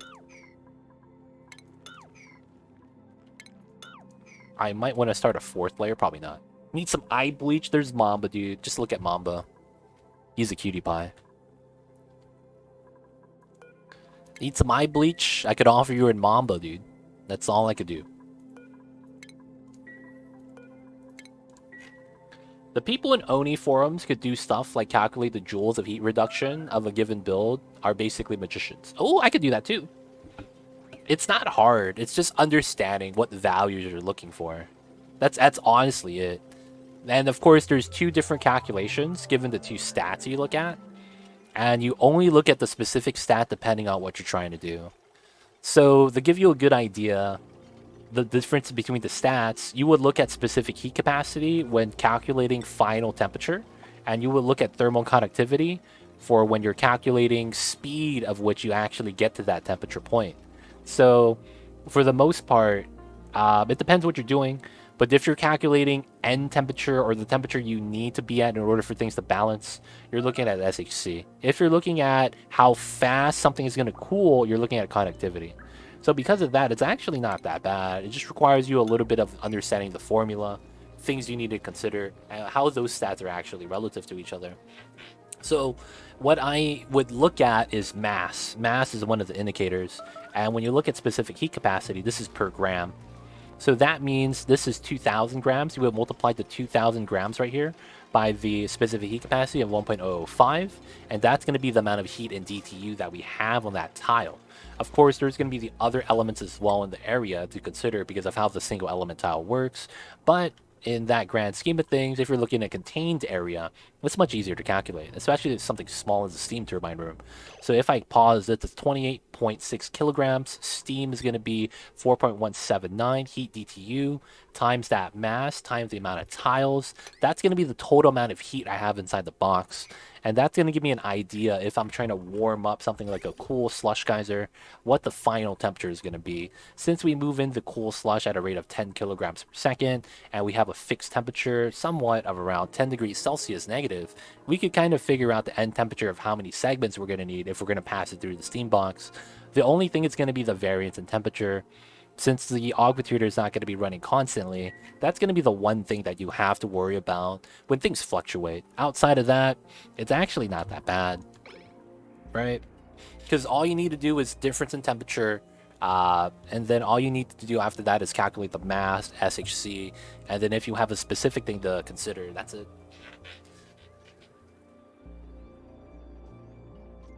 Poetic artist, yes, I know some of these words. But yeah, it's not bad. It just requires you to understand the values a little bit more. It's pretty simple, though, I think.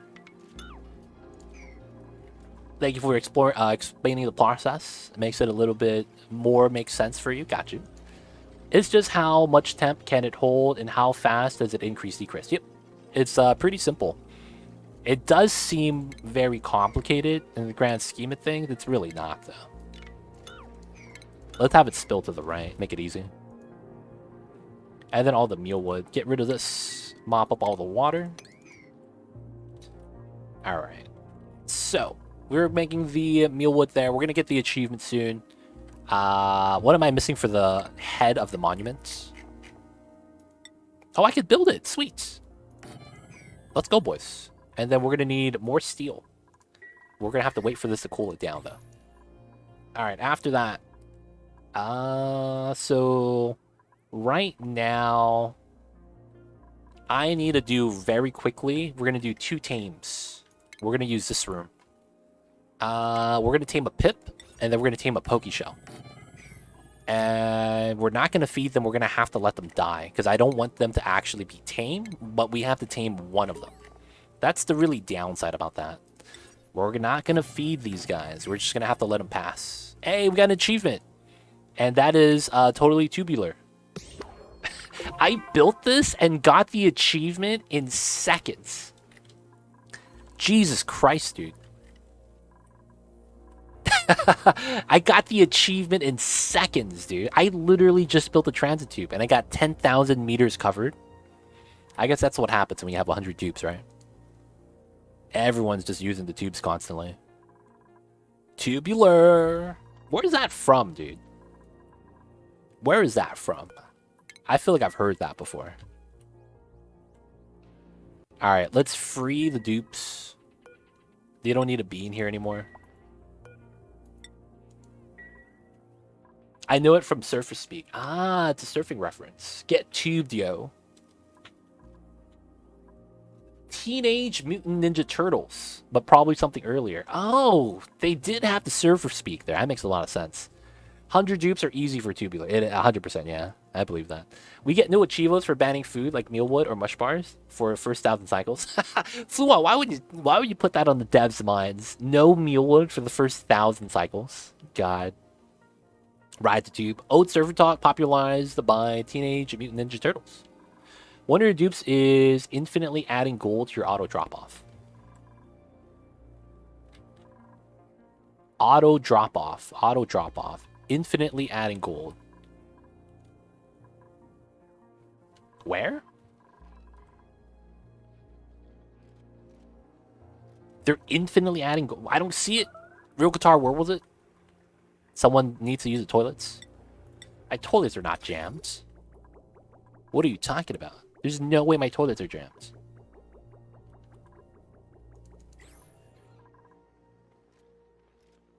Next to the statue. Nah, they're chilling. We chilling. No one's doing anything weird. No one's doing anything weird. I don't think they are.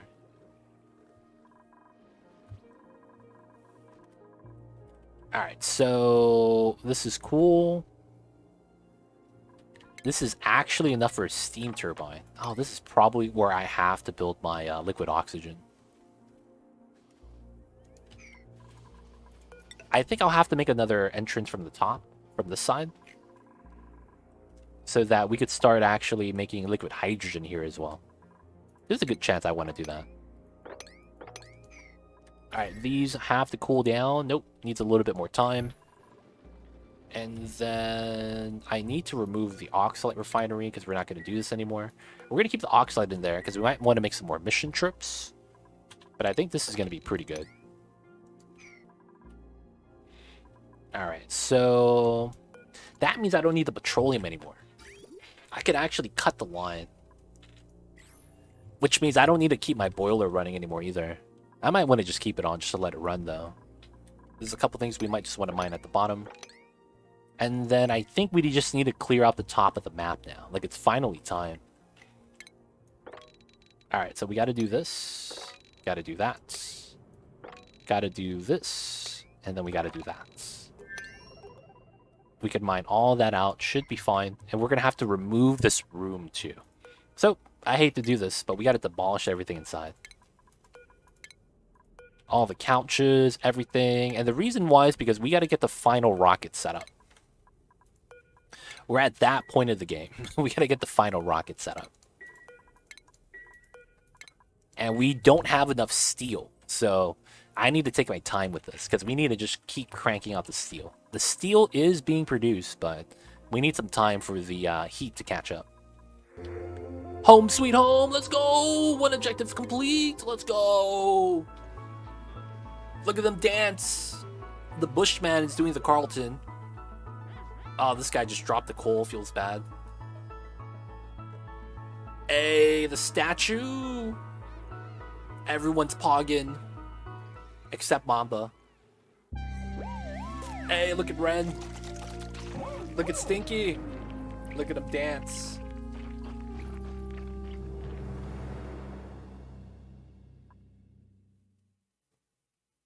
We did it! Few civilizations throughout time have had the privilege of understanding their origins. The one thing that matters is that we are here now, and we make the best of the world we've been given. I am proud to say, this asteroid is our home. One down, one to go. Let's go, boys. Let's go. Alright, so we gotta do Critter Whisperer, Pip, and Pokeshell. We'll get the Gassy Moo soon. And then that's this one as well. We'll do 0 Kelvin soon. And then we just have these two now. Easy living and then job suitability. Job suitability is going to be fun. We'll do that last. And then easy living is going to be kind of difficult too. But we don't have to worry about that now. We'll probably want to save that for next time.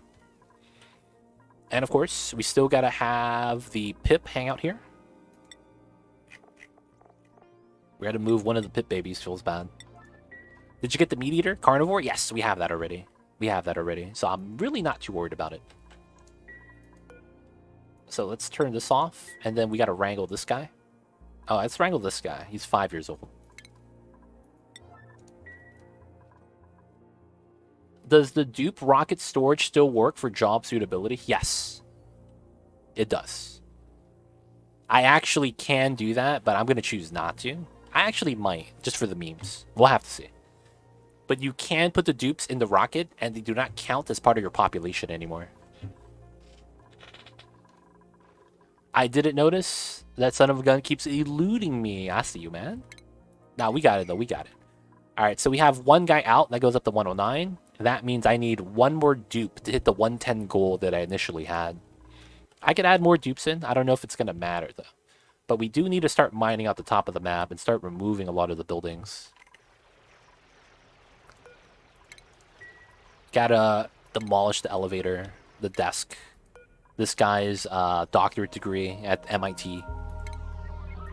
Remove the filing cabinet, feels bad. Oh, you never tried it? Ah, you saw the video, gotcha. Yeah, for the most part, it's not bad. There's a lot of ways to deal with it.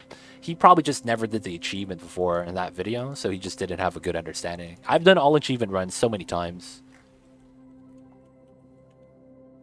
Nice, you made a giant statue of Jack Bull.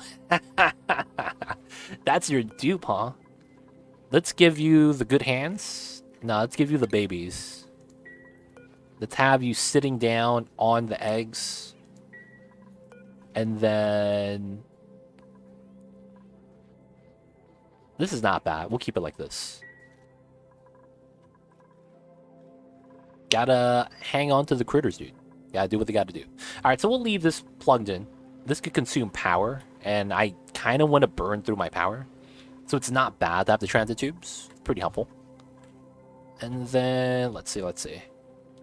The bottom of the map is fine. We don't need this running anymore, but we'll keep it running. And then we're making a lot of ceramic.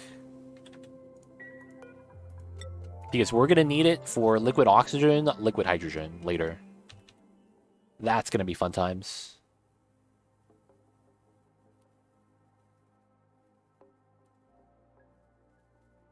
There we go. So we need to build the ceramic, get ready. We're building the steel to get ready. Dumping the oil is no longer necessary, but I guess we could do it. And then, you know what we're going to want to do? I'm going to start melting the ice biome by dripping the hot petroleum. This freezes at 57. I might just drip this into the ice pocket in order to melt the ice. We could try to do that. Instead of mining it out, we could just melt it out.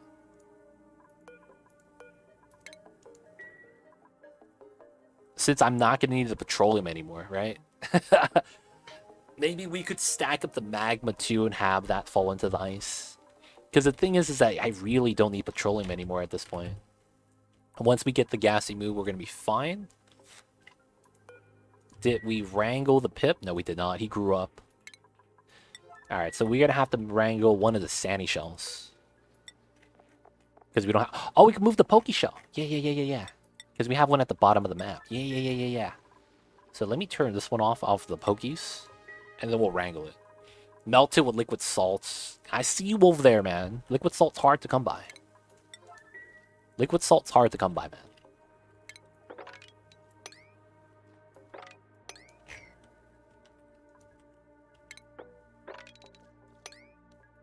Gotta continue mining, of course.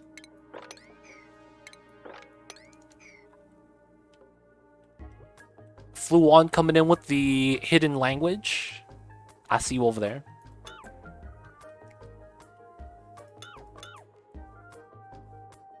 Alright, we're going to start moving the ladders from this pocket. Because I don't think we're going to need it anymore. Yeah, basically we're going to have extra space. I want to remove the ladder so we have less lag. I think that helps us out. We still have this chunk to mine out, but I want to keep making glass in that area first. I want to add glass floors to everyone's rooms. And then the hatches are still eating as much of the material as they can.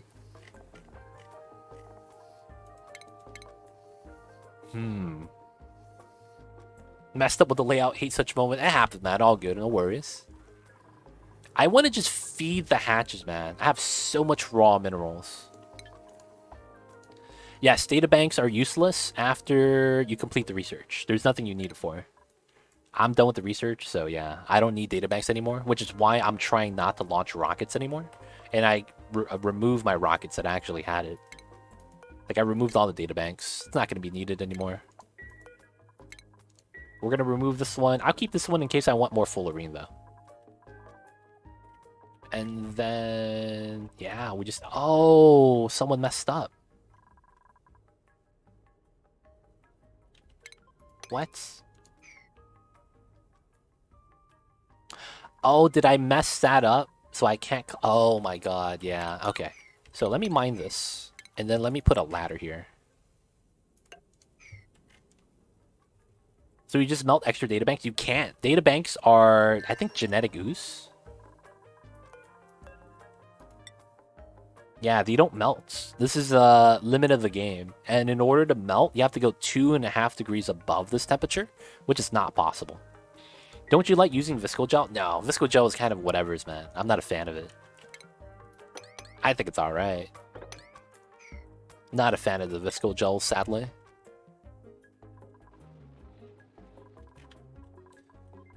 Alright, we can remove the canister emptier here now. Alright, so... From here... Polluted water I have a lot of. Brine. Polluted water, polluted water, polluted water, polluted water. I have so much polluted water, I don't know what to do with it.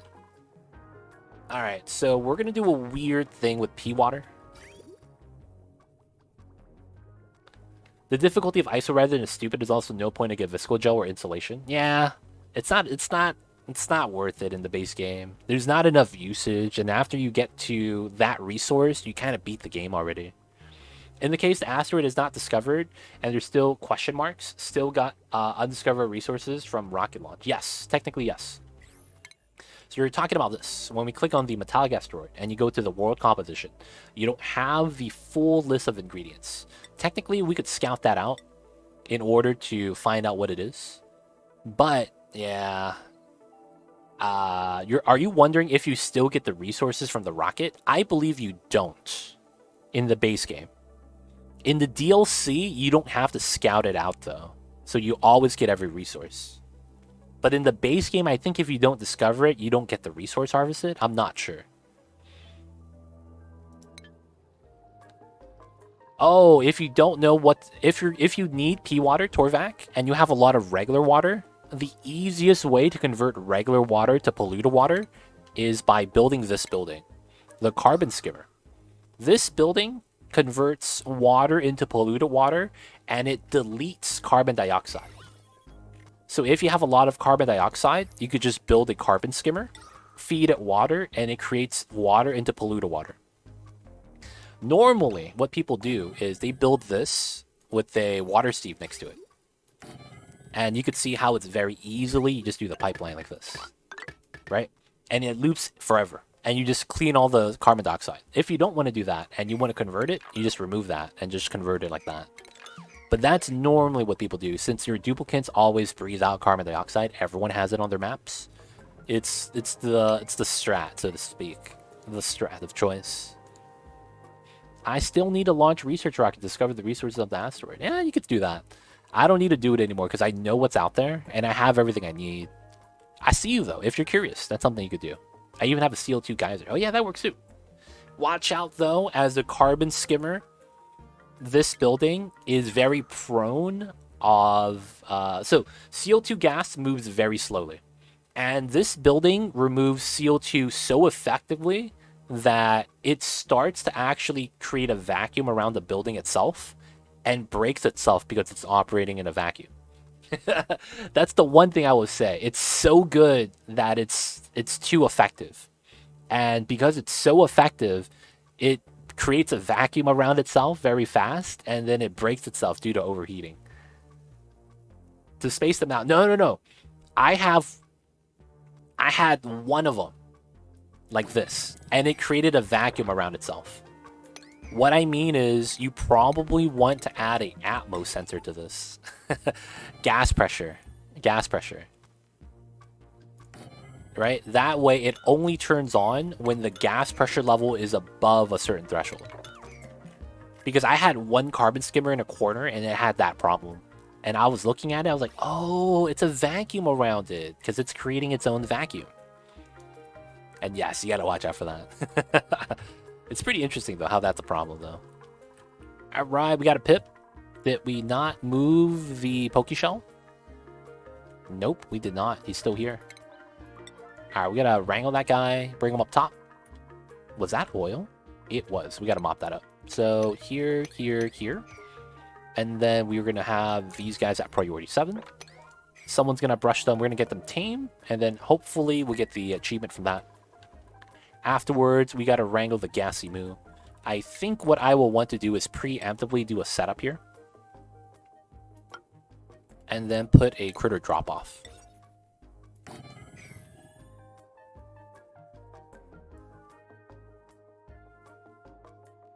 The thermal capacity conductivity is not very high for CO2 as well, so it will not cool down fast either. Yep. It's not going to be dissipating the heat, and the building creates a vacuum on itself. Good point, though. Wouldn't putting them in a tro help prevent the vacuum? It's weird. So what ends up happening is that the building, so it's kind of like this. Here, and then it's 1, 2, 3. I think it's 3 tiles. I might be wrong. And then it's like that. So everything inside this area is going to be a vacuum. And what happened in my playthrough was as the carbon dioxide got into this range, it would get immediately deleted every time. And it was at the bottom of my map in a open environment, just catching all the CO2. So it was just way too fast. It might have been something along the lines of my gas pressure though. Trough. I don't know what a trough is. I'm sorry. But yeah, it's just deletes CO2 too fast to the point where the gas does not flow in fast enough. Maybe the V. Sounds like you had low overall pressure. That might have been it. That might have been it. But yeah, that can happen, so you gotta watch out. The V shape, maybe. The trough, long, narrow, generally shallow receptacle for holding water or feed for the animals. Isn't this a trough then? The planter box? Because this looks like the feeding box that cows eat out of at farms. Or pigs. This planter box looks exactly like that, I think. I might be wrong, but I think that's what you guys are talking about.